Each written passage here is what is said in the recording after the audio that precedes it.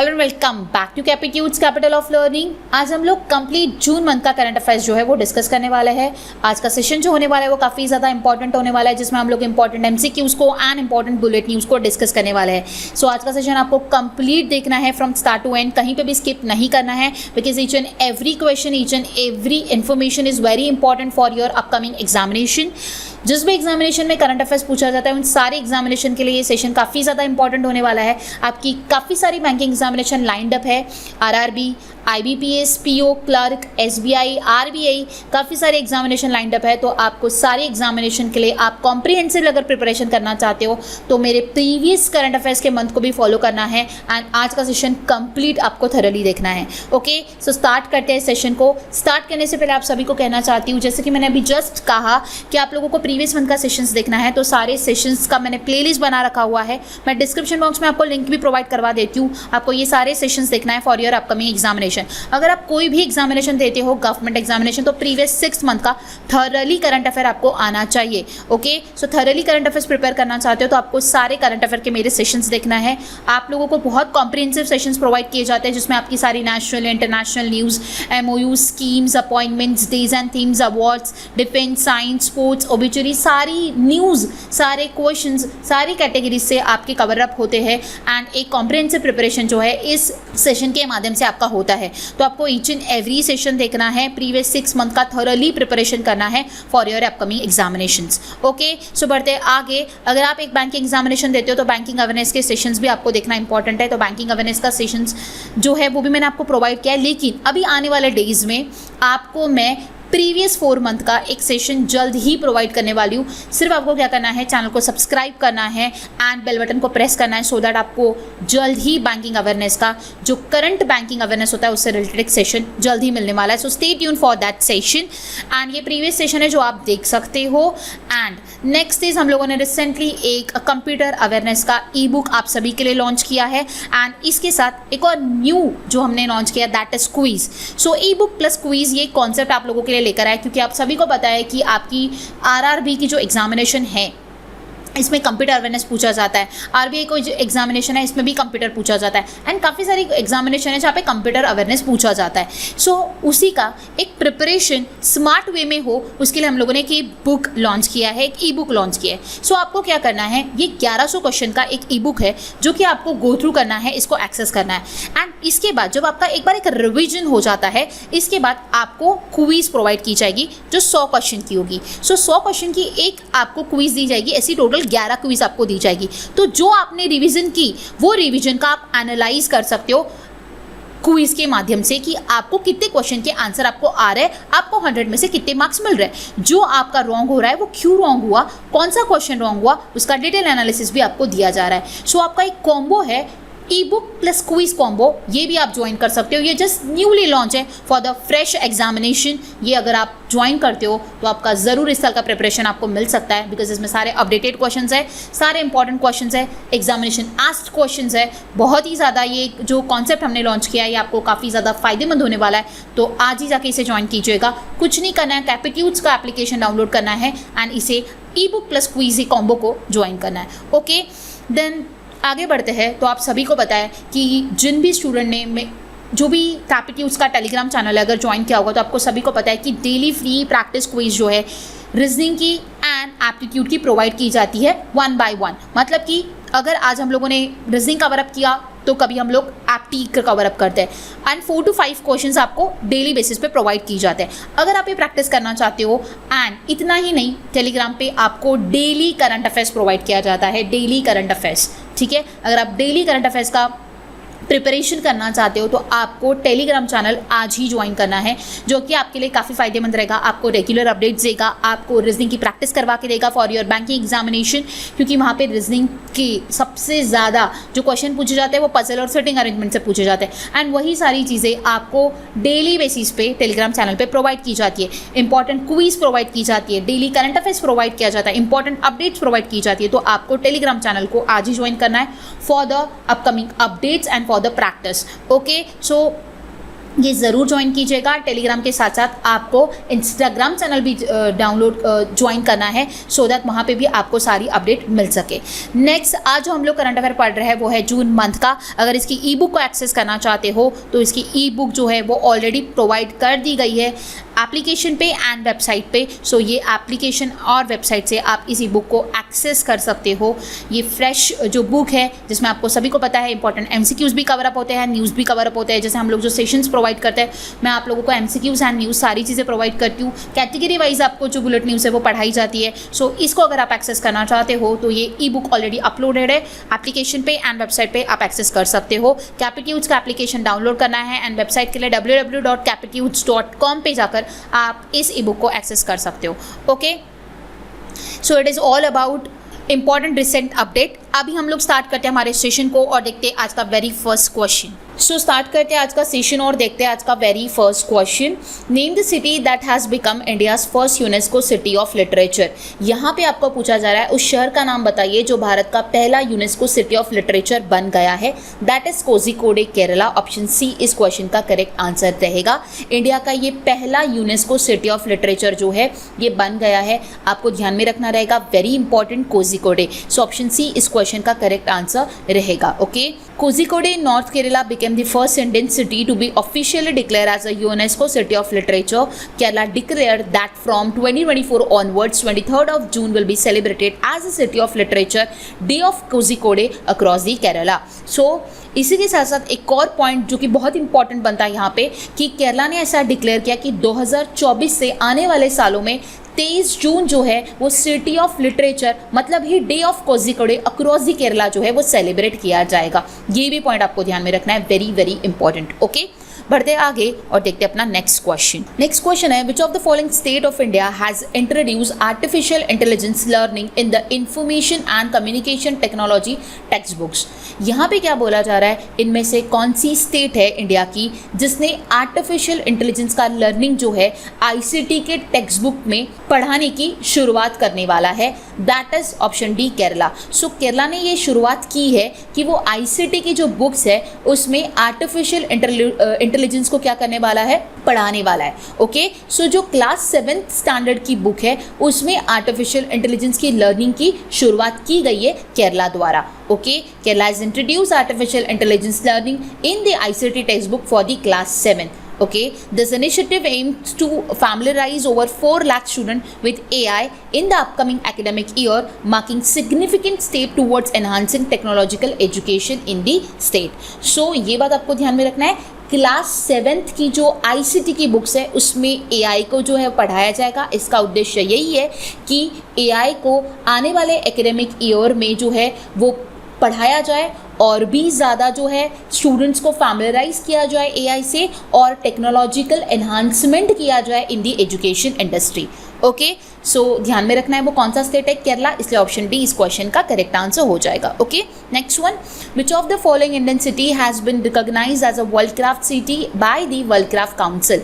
सो यहाँ पे क्या बोला जा रहा है, इनमें से कौन सा इंडियन सिटी है जो कि रिकॉग्नाइज किया गया है as a world craft city World Craft Council द्वारा। That is Srinagar. So option D इस क्वेश्चन का करेक्ट आंसर रहेगा। रिसेंटली श्रीनगर जो है वो इंडिया का 4th सिटी बन गया है वर्ल्ड क्राफ्ट सिटी। ओके, इससे पहले ऑलरेडी इंडिया की 3 सिटीज़ जो है वो वर्ल्ड क्राफ्ट सिटी ऑलरेडी है, जो कि है Jaipur, Malappuram and Mysore. Okay, so ये 3 इंडियन सिटी जो है वो ऑलरेडी वर्ल्ड क्राफ्ट सिटीज़ है। इन 3 सिटी को ऑलरेडी रिकॉग्नाइज किया गया है world craft city. Okay, and जो 4th एड ऑन हुआ है विच इज़ श्रीनगर। ओके, इसी के साथ साथ एक और चीज़ आपको ध्यान में रखना है कि श्रीनगर को 2021 में UNESCO creative city network for crafts and folk art से भी डेजिग्नेट किया गया है, ये भी आप ध्यान में रख सकते हो। ओके, लास्ट पॉइंट में ये कहा जा रहा है कि from 2014 yearly more than 60 cities across the world recognise as a world craft city. Indian cities Mallapuram Tamil Nadu, Jaipur Rajasthan and Mysore Karnataka were already added in the list of the world craft city. So 2014 से अगर हम लोग बात करते हैं तो across the world more than 60 cities को जो है as a world craft city recognise किया गया है, जिसमें इंडियन सिटीज़ की अगर बात की जाए तो मल्लापुरम तमिलनाडु को ऐड किया गया है, जयपुर राजस्थान को ऐड किया किया गया है, मैसूर कर्नाटका को ऐड किया गया है, एंड रिसेंटली श्रीनगर जम्मू कश्मीर को भी ऐड किया गया है। एंड ये कौन रिकॉग्नाइज करवाता है? That is world Craft council करवाता है। सो वर्ल्ड क्राफ्ट काउंसिल की यहाँ पे बात की जा रही है तो ये इस्टेब्लिश हुआ था 1964 में, एंड ये फाउंड किया गया था एलिन ऑब्सबॉर्न वेंडरबिल्ट वेब द्वारा, मार्गरेट एम पैच एंड कमला देवी चट्टोपाध्याय द्वारा जो है इसे फाउंड किया गया था। WCC की अगर हम लोग बात करते हैं, इसका प्रेसिडेंसी जो है वो हर 4 साल में जो है चेंज होता है। सो करंट हेडक्वार्टर जो है 21 से 24 से सेशन का, 21 से 24 से टर्म का, दैट इज कुवैत। ओके, ये भी आप ध्यान में रख सकते हो, वेरी वेरी इंपॉर्टेंट। लास्टली यहाँ पे क्या बताया जा रहा है कि वर्ल्ड क्राफ्ट सिटी की जो डेजिग्नेशंस है उनको किस क्राफ्ट फॉर्म के लिए जो है इन्हें घोषित किया गया वर्ल्ड क्राफ्ट सिटी, वो मेंशन किया गया है। जयपुर का, मैसूरू का, मल्लपुरम का एंड श्रीनगर का। रिसेंटली श्रीनगर का आपको पूछा जा सकता है तो आपको ध्यान में रखना है पेपर मेश या फिर पेपर मेशी जिसे कहा जाता है, वॉलनट वुड कार्विंग, कापेस, Sozni embroidery, pashmina and Kani shawls. तो ये क्राफ्ट फॉर्म के लिए जो है श्रीनगर को वर्ल्ड क्राफ्ट सिटी जो है वो घोषित किया गया है। Okay, very important question. बढ़ते आगे एंड देखते हैं हमारा next question. The United Nations has declare 2025 as a international year of dash. Very very important question again. जो संयुक्त राष्ट्र जो है इन्होंने 2025 को इंटरनेशनल ईयर ऑफ डैश घोषित किया है। सो वो क्या है आपको बताना है, that is option D, quantum science and technology. Okay, so 2025 का जो ईयर रहेगा वो यूनाइटेड नेशंस द्वारा जो डिक्लेयर किया गया ईयर रहेगा, that is International year of Quantum science and technology. Okay, so ये आपको ध्यान में रखना है। अगर 2024 आपको पूछा गया है तो 2024 is being observe as the international year of camelids. Okay, ये भी आप ध्यान में रख सकते हो। ओके, बढ़ते आगे हम लोग और देखते हैं हमारा next question. Which organization has won the risk manager of the year award 2024 by the London central banking publication. यहाँ पे बोला जा रहा है कौन सी ऑर्गेनाइजेशन है जिसने जीता है risk manager of the year का अवार्ड 2024 का bye the London central banking publication, which is RBI। Option A इस क्वेश्चन का करेक्ट आंसर रहेगा। RBI ने जो है लंदन के जो सेंट्रल बैंकिंग प्रकाशन द्वारा जो है risk manager of the year का अवार्ड जो है वो जीता है। ओके, RBI की बात की जा रही है तो RBI फाउंड हुआ था 1 अप्रैल 1935 में, नेशनलाइज हुआ था 1 जनवरी 1949 को, हेडक्वार्टर है इसका मुंबई में। देन अगर यहाँ पे बात की जाए करंट गवर्नर की, दैट इज शक्तिकांता दास। मैंने first governor and first Indian governor भी मेंशन किया है, वो आप रीड कर सकते हो। डेप्यूटी गवर्नर की बात की जाए तो T Ravishankar, J Swaminathan, Michael D Patra and M Rajeshwar Rao जो है वो करंट 4 डिप्टी गवर्नर्स है, वो भी आपको ध्यान में रखना है। सो RBI को ये जो अवार्ड मिला है risk manager of the year award जो मिला है, ये एग्जीक्यूटिव डायरेक्टर श्री मनोरंजन मिश्रा ने रिसीव किया है, ये भी आप ध्यान में रख सकते हो। ओके, सो बढ़ते हम लोग आगे एंड देखते हैं हमारा next question which is related to order and ranking. What rank did India secure Global Energy Transition Index 2024 released by the World Economic Forum? जब भी आपको एक इंडेक्स एंड रैंकिंग का क्वेश्चन पूछा जाता है सबसे पहले आपको ये बात ध्यान में रखना है कि वो जो इंडेक्स रिलीज हुआ है वो किसके द्वारा रिलीज किया गया है, क्योंकि इसके ऊपर भी क्वेश्चन बनता है। देन सेकेंड आपको ध्यान में रखना है कि इसमें भारत का रैंक जो है वो क्या है, देन टॉप 3 कंट्रीज क्या है एंड वर्स्ट परफॉर्मेंस किसका रहा है वो भी आपको ध्यान में रखना है। ओके, सो यहाँ पे आपको पूछा जा रहा है कि इंडिया का रैंक क्या है in the global energy transaction index 2024 जो कि रिलीज करता है World Economic Forum. Okay, India का रैंक है 63rd rank, so option D इस क्वेश्चन का करेक्ट आंसर रहेगा। एंड यहाँ पे बात की जा रही है इंडिया की तो वो है 63rd रैंक। अगर हम लोग टॉप कंट्री की बात करते हैं तो स्वीडन यहाँ पे टॉप करता है। सो यहाँ पे कौन सी कंट्री टॉप कर रही है, दैट इज स्वीडन। स्वीडन आती है टॉप पे, फर्स्ट रैंक स्वीडन है, देन है डेनमार्क, देन है फिनलैंड। ओके, सो यहाँ पे आप देख सकते हो वर्ल्ड इकोनॉमिक फोरम द्वारा जो रिलीज किया गया है ग्लोबल एनर्जी ट्रांजिशन इंडेक्स, जहाँ पे इंडिया का रैंक 63rd है, टॉप पर है Sweden, then Denmark, then Finland. Okay, so बढ़ते हैं हम लोग आगे एंड इसी से रिलेटेड मतलब कि ऑर्डर एंड रैंकिंग से रिलेटेड जो भी जून मंथ की इंपॉर्टेंट ऑर्डर एंड रैंकिंग है वो सारे डिस्कस कर लेते हैं। ओके, अब बात की जा रही है यहाँ पे ग्लोबल जेंडर गैप इंडेक्स की, जहाँ पे इंडिया का रैंक है 129th रैंक और यहाँ पे टॉप किया है आइसलैंड ने। Okay, so in south Asia India was rank 5th from after Bangladesh, Nepal, Sri Lanka, Bhutan, while Pakistan was ranked last. In the world, Sudan was ranked last on the index index of 146 countries, while Pakistan fell 3 places to 145th. Iceland was followed by Finland, Norway, New Zealand, Sweden in top 5. UK was ranked 14th while USA was ranked 43rd place. देखिए काफ़ी सारा information है about global gender gap index. यहाँ पे बात की जा रही है ग्लोबल जेंडर गैप इंडेक्स की. सबसे पहले बात यहाँ पे आपको ये ध्यान में रखना है, इंडिया का रैंक जो है वो 129th रैंक है. आइसलैंड ने टॉप किया है, उसके बाद आता है फिनलैंड सेकंड पर, थर्ड पे आता है नॉर्वे, फोर्थ पे आता है न्यूजीलैंड, फिफ्थ पे आता है स्वीडन. ओके, एक्स्ट्रा भी यहाँ पे कोई कंट्रीज़ की रैंकिंग दी है, अगर आप ध्यान में रखना चाहते हो तो आप रख सकते हो. बट जैसे कि मैंने आपको कहा है कि आपको India, top countries and worst performance ध्यान में रखना रहेगा. ओके, सो अगर साउथ एशिया की ही स्पेसिफिकली बात की जाए तो इंडिया ने फिर साउथ एशिया में 5th रैंक किया है after Bangladesh, Nepal, Sri Lanka and Bhutan. Okay, and Pakistan ने जो है वो लास्ट रैंक किया है. ओके, सो अभी हम लोग बढ़ते हैं आगे एंड देखते हैं नेक्स्ट वाला, that is environment performance index, जहाँ पे इंडिया का रैंक है 176 एंड यहाँ पे टॉप किया है एस्टोनिया ने. ओके, देन है Mumbai is the world most costly city for expat Mercer report. जो मर्सर का रिपोर्ट आया उसके अनुसार मुंबई जो है वो इंडिया का मोस्ट कॉस्टली सिटी है, ये अनाउंस किया गया. The Mercer survey rank Mumbai as a most expensive city in India for expatriates in 2024, reflecting its higher cost relative to other Indian cities. Global ranking, globally Mumbai climbed to 136th place overall and ranked 21st in Asia. So globally अगर बात की जाए तो India 136 rank पे है and Asia की बात की जाए तो 21st रैंक पे है. सो ये आपको ध्यान में रखना है कि इंडिया का मोस्ट कॉस्टली सिटी है that is Mumbai as per the Mercer report.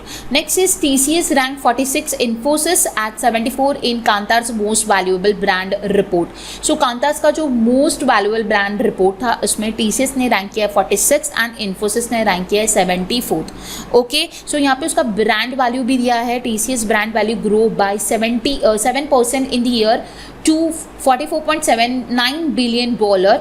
And the brand value of Infosys, which found itself among the 100 most valuable brands in the world for the third consecutive year, is pegged at $24.68 billion. Okay, so very simple. दोनों companies का जो valuation है वो भी आपको दिया गया है. यहाँ पे आपको बताया जा रहा है कि ये दोनों भी जो है ये टॉप 100s में आती है. TCS 46 रैंक कर रहा है and Infosys third year consecutively top 100 में आ रहा है जो कि रैंक कर रहा है 74th. ओके, नेक्स्ट रैंक देखते हैं global peace index. Global peace index जो है वो पब्लिश किया जाता है institute for the economic and peace द्वारा. Provides the comprehensive measures of global peacefulness and evaluating 163 independent state and territories. So out of 163 Indian states and territory की अगर बात की जाए तो इंडिया रैंक कर रहा है 116 in the global peace index. यहाँ पे टॉप करता है आइसलैंड, सेकेंड पे आता है आयरलैंड, थर्ड पे आता है ऑस्ट्रिया, फोर्थ पे आता है न्यूजीलैंड एंड फिफ्थ पे आता है सिंगापुर. आप इसका स्कोर ध्यान में रखना चाहते हो तो वो भी रख सकते हो. इंडिया का रैंक, टॉप कंट्रीज का नाम एंड लास्ट पे है Yemen. Okay, next one, Henley Private Wealth Migration Report 2024 has revealed that India is set to experience a significant net loss of 4,300 millionaires this year, while this represents a decrease from 5,100 who left in 2023. यहाँ पे क्या बताया जा रहा है, Henley Private Wealth Migration Report 2024 के अनुसार India ने जो है इस साल 4,300 मिलीनियर्स को लॉस किया है, मतलब कि 4,300 लोगों ने क्या किया है, माइग्रेट किया है इंडिया से. ओके, देखा जाए तो ये 2023 से डिक्रीज हुआ है. 2023 में 5,100 लोगों ने जो है माइग्रेट किया था. Okay, so as compare to 2023-2024 में ये जो है नंबर जो है वो कम हुआ है, 4,300 मिलीनियर्स हुआ है. ओके, सो ये as per Henley private wealth migration report 2024 जो है ये इंडिया का डेटा जो है रिवील किया गया है. Okay, Times of India is the most trusted major news media brand in India according to 47 country survey conducted by the Reuters Institute for the Study of Journalism, Oxford University. यहाँ पे क्या बोला जा रहा है कि टाइम्स ऑफ इंडिया जो है वो most trusted major news media brand है इंडिया का according to the Reuters Institute for the Study of Journalism, Oxford University. Okay, so ये भी एक प्रकार का रैंक है. मैंने ऑर्डर एंड रैंकिंग में वो सारे चीज़ें इंक्लूड की है जो कि रैंकिंग के फॉर्म में जो है वो आ जाती है. ओके, इसलिए यहाँ पे कुछ पॉइंट्स आपको डिफरेंट भी नज़र आ रहे होंगे, तो आपको ये भी ध्यान में रखना है कि टाइम्स ऑफ इंडिया जो है वो most trusted major news media brand जो है इंडिया का घोषित किया गया है. ओके, सो किसके द्वारा किया गया वो भी मैंने आपको बताया, तो ये आपको ध्यान में रखना रहेगा. लास्ट पॉइंट है कंटेनर पोर्ट परफॉर्मेंस इंडेक्स.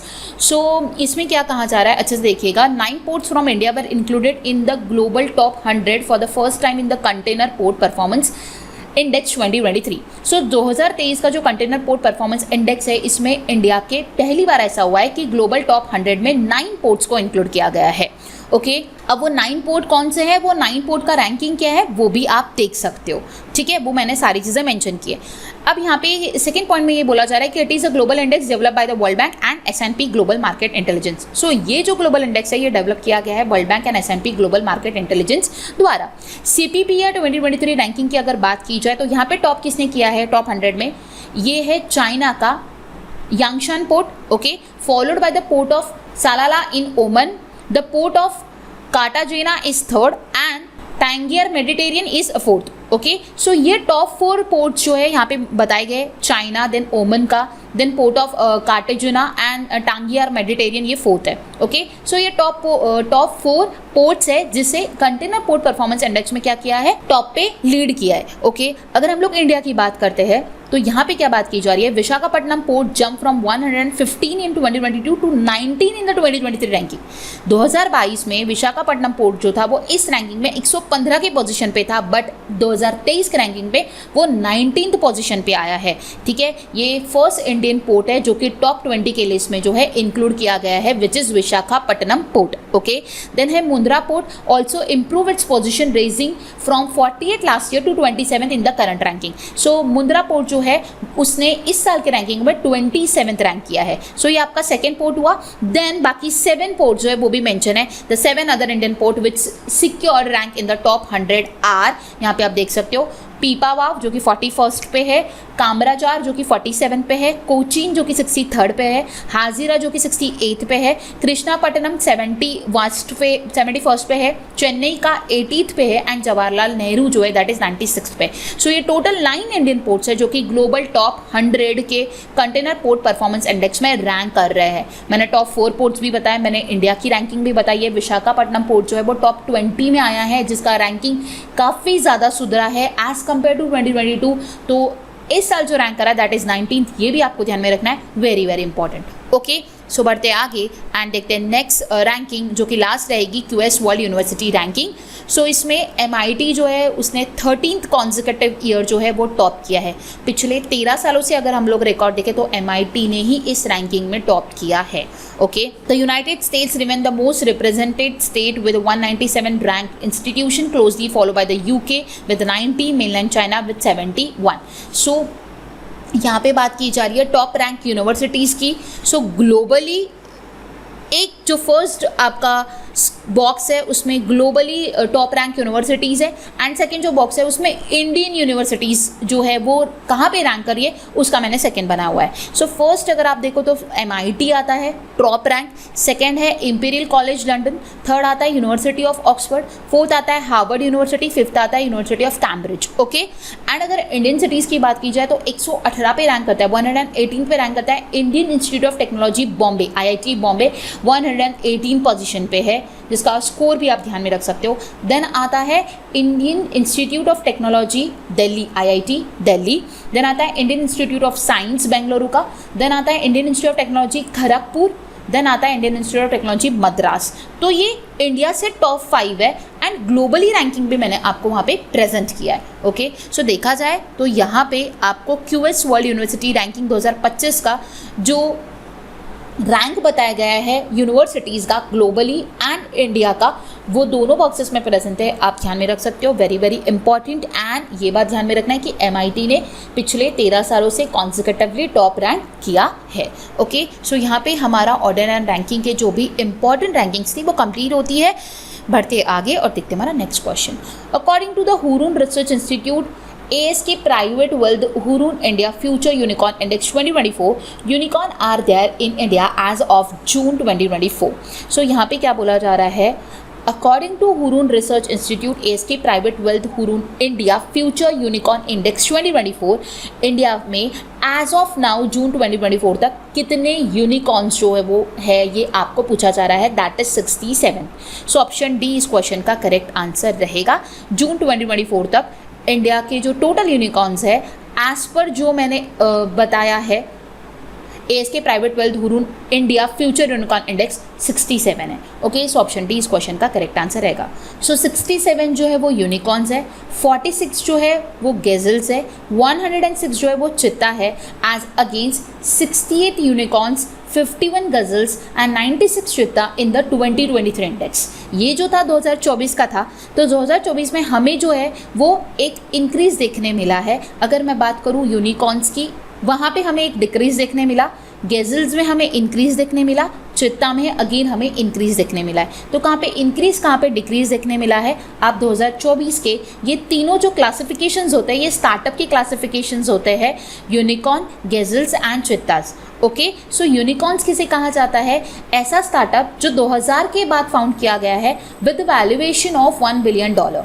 ठीक है, गेजल्स किसे कहा जाता है, ऐसा स्टार्टअप जो कि यूनिकॉर्न 3 सालों में बन जाए, उसे गेजल्स की लिस्ट में कंसिडर किया जाता है। एंड चित्ता किसे कहा जाता है, ऐसा स्टार्टअप जो कि 5 सालों में यूनिकॉर्न बनता है, वो चित्ता कंसिडर होता है। ओके, सो ये एक प्रकार का क्लासिफिकेशन है एंड उसके हिसाब से जो है उस पर्टिकुलर कंपनी को, उस पर्टिकुलर ऑर्गेनाइजेशन को जो है इस कैटेगरी में जो है क्लासीफाई किया जाता है। ओके, सो यहाँ पे बात की जा रही थी 2024 की, अभी तक के एज ऑफ नाउ कितने हैं, दैट इज 67, इसलिए ऑप्शन डी इस क्वेश्चन का करेक्ट आंसर रहेगा।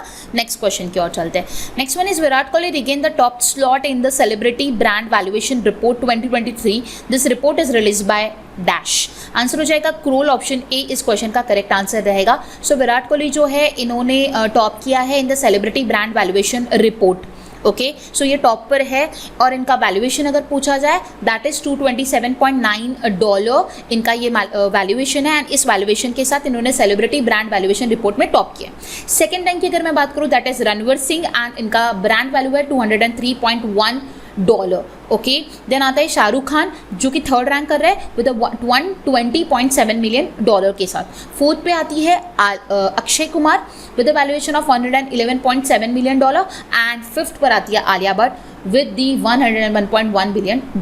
ओके, सो सेलिब्रिटी ब्रांड वैल्यूएशन रिपोर्ट द्वारा जो टॉप 5 सेलिब्रिटीज़ है, फर्स्ट पे आते हैं विराट कोहली, सेकंड पे आते हैं रणवीर सिंह, थर्ड पे आते हैं शाहरुख खान, फोर्थ पे आते हैं अक्षय कुमार एंड फिफ्थ पे आते हैं आलिया भट्ट। सो ये 5 रैंकिंग आप ध्यान में रख सकते हो with their brand valuation. Okay, next देखते हैं हमारा क्वेश्चन एंड साथ ही साथ ये ध्यान में रखना कि ये रिपोर्ट किसने रिलीज किया, दैट इज स्क्रोल द्वारा ये रिपोर्ट जो है रिलीज होता है। Next one is according to the official airline guide report, India has become dash largest domestic airline market in the world. So यहाँ पे क्या बोला जा रहा है, as per the official airline guide report India का रैंक क्या है, इंडिया हैज बिकम द मतलब ही इंडिया कौन सी रैंक पे है in the largest domestic airline market. Okay, so यहाँ पे इंडिया रैंक कर रहा है थर्ड पे। Okay, so according to official airline guide report India became the third largest domestic airline market in the world. India का जो domestic airline market है वो थर्ड पे रैंक कर रहा है ओवरऑल वर्ल्ड में। ओके, अगर टॉप की बात की जाए तो वो यूएसए, सेकंड पर आता है आपका चाइना एंड थर्ड पे रैंक कर रहा है इंडिया। ओके, फोर्थ पे आता है ब्राज़ील एंड फिफ्थ पे आता है इंडोनेशिया। तो ये टॉप 5 कंट्रीज़ है जो कि रैंक कर रही है in the domestic airline market में। ओके, एंड ये किसके अनुसार है, ऑफलाइन एयरलाइन गाइड रिपोर्ट द्वारा ये अनाउंस किया गया है। ओके, सो हम लोगों ने क्या किया, यहाँ पे आप लोग देख सकते हो कि पहले मैंने कुछ आपको क्वेश्चंस बताए, देन कुछ हम लोगों ने डेटा डिस्कस किया, अगेन मैंने कुछ क्वेश्चंस डाले आपके ऑर्डर एंड रैंकिंग से ही बोल सकते हैं, बिकॉज यहाँ पे कैसे ना हम लोग रैंकिंग की ही बात कर रहे हैं। सो ये सारी चीज़ें जून मंथ की जो कि आपको अच्छी तरीके से ध्यान में रखना है। अगर एक भी क्वेश्चन बनता है तो आप यहाँ पे आंसर कर पाओगे। जैसे कि आपको मैंने कहा कि कौन सी रिपोर्ट है, किसने रिलीज़ की है, इंडिया का रैंक क्या है, ओवरऑल रैंकिंग में जो भी इंपॉर्टेंट चीज़ें होती है वो सारी मैं कवर अप करवाती हूँ। तो सारी चीज़ें आपको ओवरऑल अच्छी तरीके से ध्यान में रखनी है सो दैट क्वेश्चन बने तो आप आंसर कर पाओ। ओके, सो यहाँ पे इंडिया रैंक किया है third in the domestic airline market world wide. Okay, next question की ओर चलते हैं। सो इस क्वेश्चन का करेक्ट आंसर था हमारा option A third. Next one is what? Which of the following country has become the 100th country to join the International Solar Alliance as a full member? हम लोगों ने इसके ऊपर क्वेश्चन प्रीवियस सेशन में भी पढ़ा था, मतलब ही मई के करंट अफेयर में मैंने आपको बताया था कि 99th कंट्री कौन सी जिसने इंटरनेशनल सोलर अलायंस को ज्वाइन किया है। आई होप आप सभी को पता होगा विच इज स्पेन। जो कि 99th कंट्री था। इस जून मंथ में अगेन एक और कंट्री है जो ऐड हुआ है ना, वो 100th कंट्री बना है जिसने इंटरनेशनल सोलर अलायंस को ज्वाइन किया है as a full member, which is Paraguay. Option C इस क्वेश्चन का करेक्ट आंसर रहेगा। ओके, वेरी वेरी इंपॉर्टेंट, ध्यान में रखना रहेगा। मे में हम लोगों ने ऑलरेडी डिस्कस किया है, अगर आपको 99th कंट्री पूछा जाए that is Spain and 100th country पूछा जाए तो वो पैराग्वे रहेगा। सो ऑप्शन सी इस क्वेश्चन का करेक्ट आंसर रहेगा। नेक्स्ट वन चलते हैं हम लोग आगे, which is very very important question. Question में क्या बोला जा रहा है, which of the following point is are correct with respect to the 3 new criminal laws which that will come into effect on July 1st 2024। अब यहाँ पे क्या बोला जा रहा है, 3 न्यू क्रिमिनल लॉ के बारे में यहाँ पे कौन सा पॉइंट जो है जो कि करेक्ट है आपको बताना है, जो कि इफेक्टिवली वर्क करेंगे from the July 1st। Okay, first point पढ़ते हैं। द भारतीय न्याय second Samhita act 2023 increase the minimum maximum age of the victim from 16 to 18 years in the case of gang rape. भारतीय नागरिक सुरक्षा second Samhita BNSS 2 act 2023 repealed the criminal procedure code 1973 and third one is भारतीय साक्ष्य second अधिनियम act 2023 repealed the Indian evidence act 1872। देखिए यहाँ पे सबसे पहले बात की जाती है, मैं अगर आपको कुछ चीज़ें बताऊँ तो 3 न्यू क्रिमिनल लॉज को जो है रिसेंटली अगर हम लोग बात करें तो 3 क्रिमिनल लॉज को जो है इफेक्टिवली चेंज किया गया है, मतलब ही रिप्लेस किया गया है, ऐसा भी अगर मैं कहूँ तो सही है। फर्स्ट पॉइंट हम लोग पढ़ते हैं तो आपको थोड़ी आइडिया आ जाएगी, फिर मैं आपको बताती हूँ 3 में से कौन सा पॉइंट करेक्ट है, कौन सा करेक्ट नहीं है, या फिर तीनों करेक्ट है। ओके, सो फर्स्ट पॉइंट ऐसा है कि from July 1st 3 new criminal laws that is Bharatiya Nyaya संहिता, भारतीय नागरिक सुरक्षा संहिता एंड भारतीय साक्ष्य अधिनियम will replace the Indian penal code IPC 1860, the criminal procedure code of 1973, the Indian evidence act of 1872। तो ये जो तीन लॉज थे, इन 3 लॉ को रिप्लेस किया गया है ये 3 न्यू क्रिमिनल लॉज के साथ, जो कि मैंने आपको अभी बताया। सो आपको अच्छी तरीके से ध्यान में रखना है, जो भारतीय न्याय संहिता है इसको रिप्लेस कर दिया गया। प्रीवियसली जो था that is Indian penal code था 1860 का। ओके, then second one is Bharatiya Nagarik Suraksha संहिता, इसको न्यूली लाया गया है किसके जगह पर, द क्रिमिनल प्रोसीजर कोड 1973 के जगह पर। And last one is what, भारतीय साक्ष्य अधिनियम, इसको भी न्यूली लाया गया है किसके जगह पर, इंडियन एविडेंस एक्ट 1872 की जगह पर। ओके, सो ये जो चेंजेस किए गए इसका टारगेट यही है, to modernise and enhance the efficiency of criminal justice system in India. मतलब कि जो क्रिमिनल जस्टिस सिस्टम है इंडिया का वो और भी ज़्यादा मॉडर्नाइज हो, वो और भी ज़्यादा एनहांस हो। उसी के लिए इन्होंने क्या किया है, प्रीवियस कुछ क्रिमिनल लॉज के साथ न्यू क्रिमिनल लॉज को जो है रिप्लेस कर दिया गया है। सो ये आपको अच्छी तरीके से ध्यान में रखना है, वेरी वेरी इंपॉर्टेंट क्वेश्चन, यहाँ से क्वेश्चन बन सकता है। तो जैसे कि हम लोगों ने ऑप्शंस में 3 ऑप्शंस को जो पढ़ा है वो तीनों ऑप्शंस करेक्ट है, क्योंकि फर्स्ट ऑप्शन में क्या कहा गया है कि भारतीय न्याय संहिता के एक्ट 2023 का अनाउंस किया गया है, इसमें जो मैक्सिमम एज थी विक्टिम की फ्रॉम 16 to 18 ईयर्स, मतलब कि यहाँ पे इंक्रीज की गई है। पहले 16 साल हुआ करती थी, अब वो 18 ईयर्स की कर दी गई है in the case of gang rape. Okay, so it is absolutely true. Then यहाँ पे क्या बोला गया है सेकेंड में कि Bharatiya Nagarik Suraksha Sanhita act 2023 repealed the criminal procedure code 1973। Yes, repealed मतलब क्या होता है, कोई भी जो प्रीवियस कानून है या फिर जो भी कानून है उसको रद्द कर देना। तो क्रिमिनल प्रोसीजर कोड 1973 का था, इसको रद्द करके ये जो है भारतीय नागरिक सुरक्षा संहिता जो है इसे लाया गया। Yes, it is true. And option C में भी क्या बोला गया कि भारतीय साक्ष्य अधिनियम एक्ट जो है 2023 repealed the Indian evidence act 1872। Yes, Indian evidence act 1872 को रिपील्ड कर दिया गया, मतलब कि रद्द कर दिया गया और उसके जगह पे भारतीय साक्ष्य अधिनियम एक्ट को जो है लाया गया। Yes, it is also true. So तीनों के तीनों ऑप्शन ट्रू है, इसलिए इस क्वेश्चन का आंसर क्या हो जाएगा, option E, all ABC। I hope आप सभी को समझ आया होगा। ठीक है, ये जो 3 क्रिमिनल न्यू लॉज आया वो किसके जगह पे आया ये भी आपको ध्यान में रखना है। ये अगर आप ध्यान में रखते हो तो आपको अगर क्वेश्चन पूछा जाए, किसी भी तरीके से पूछा जाए, तो आपका आंसर जो है वो करेक्ट रहेगा। ओके, सो ये काफ़ी इंपॉर्टेंट क्वेश्चन है।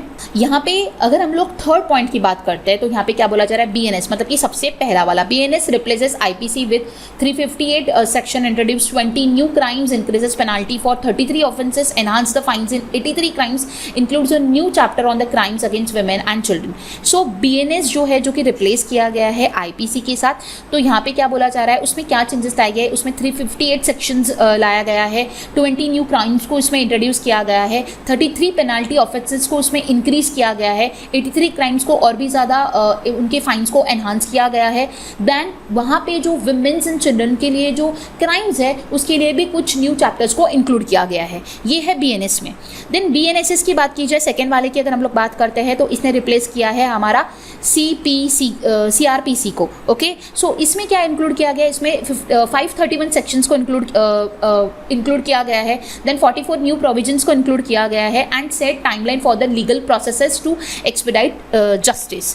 एंड देन लास्ट EBSC की अगर हम लोग बात करते हैं तो इसने रिप्लेस किया इंडियन एविडेंस एक्ट को with the 170 provisions, modernising evidence procedure in the courts and repealing outdated provisions. Okay, so यहाँ पे जो 3 न्यू क्रिमिनल लॉज को लाया गया है उसको और भी ज़्यादा मॉडर्नाइज एंड एनहांस किया है। सो आप ये 3 जो भी लॉज आए गए, मैंने इसको बहुत ही ज़्यादा डिटेल में नहीं लेकर गया, बट आपको फिर भी जो भी कुछ चीज़ें इन टर्म्स ऑफ इन नंबर जो इंक्लूड की गई है वो मैंने यहाँ पे मेंशन की है, आप उतना भी ध्यान में रखते हो तो इट्स वेल एंड गुड। बाकी जो मेन इंपॉर्टेंट चीज़ है वो क्वेश्चन जो है मैंने जो आपको बताया है किसको किसके साथ रिप्लेस किया, ये तो आप ध्यान में रख लीजिएगा क्योंकि इसमें क्वेश्चन बनने के चांसेस हाई है। ओके, सो इस क्वेश्चन का आंसर हो जाएगा आपका ऑप्शन E। आई होप आप सभी को समझ आया होगा। इसी से रिलेटेड एक और क्वेश्चन है, नेक्स्ट क्वेश्चन देखते हैं। Which organisation has launch a mobile application Sangyan app. Okay, किस ऑर्गेनाइजेशन सांग्यान ऐप को लॉन्च किया है, that is railway protection force, इसलिए ऑप्शन डी इस क्वेश्चन का करेक्ट आंसर रहेगा। ये जो सांग्यान ऐप है ये रेलवे प्रोटेक्शन फोर्स द्वारा जो है लॉन्च किया गया है। It is designed and developed by the tech team of RPF to provide in depth information on the 3 criminal acts, the Bharatiya Nyaya Samhita 2023, the भारतीय नागरिक सुरक्षा संहिता 2023 एंड द भारतीय साक्ष्य अधिनियम 2023। सो ये जो एप्लीकेशन है जो टेक टीम है RPF की, इनके द्वारा जो है ये डेवलप किया गया है, डिज़ाइन किया गया है, जिसमें ये 3 जो हम लोगों ने अभी क्रिमिनल एक्ट पढ़े इसके बारे में इन डेप्थ इंफॉर्मेशन इस एप्लीकेशन में प्रोवाइड की गई है। Okay, so director general of railway protection force Manoj Yadav जो है इन्होंने इस एप्लीकेशन को लॉन्च किया है।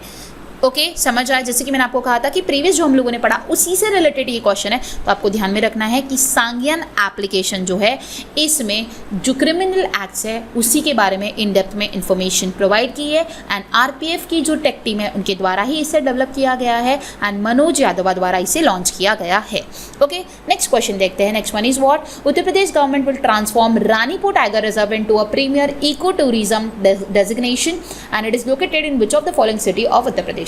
वेरी इंपॉर्टेंट, यहाँ पे क्या बोला जा रहा है कि उत्तर प्रदेश का जो रानीपुर टाइगर रिजर्व है ना उसे ट्रांसफॉर्म किया जा रहा है into the premier eco tourism destination. Okay, so ये कहाँ पर उत्तर प्रदेश की कौन सी सिटी में ये लोकेटेड है आपको पूछा जा रहा है, that is in Chitrakoot. So option D इस क्वेश्चन का करेक्ट आंसर रहेगा। Yogi Adityanath government in Uttar Pradesh will transfer the Ranipur tiger reserve in Chitrakoot into the premier eco tourism destination and the plan includes allocating an estimated rupees 38 lakh for the upgrading the tourist facilities within the reserve and enhancing the infrastructure in the surrounding buffer zone.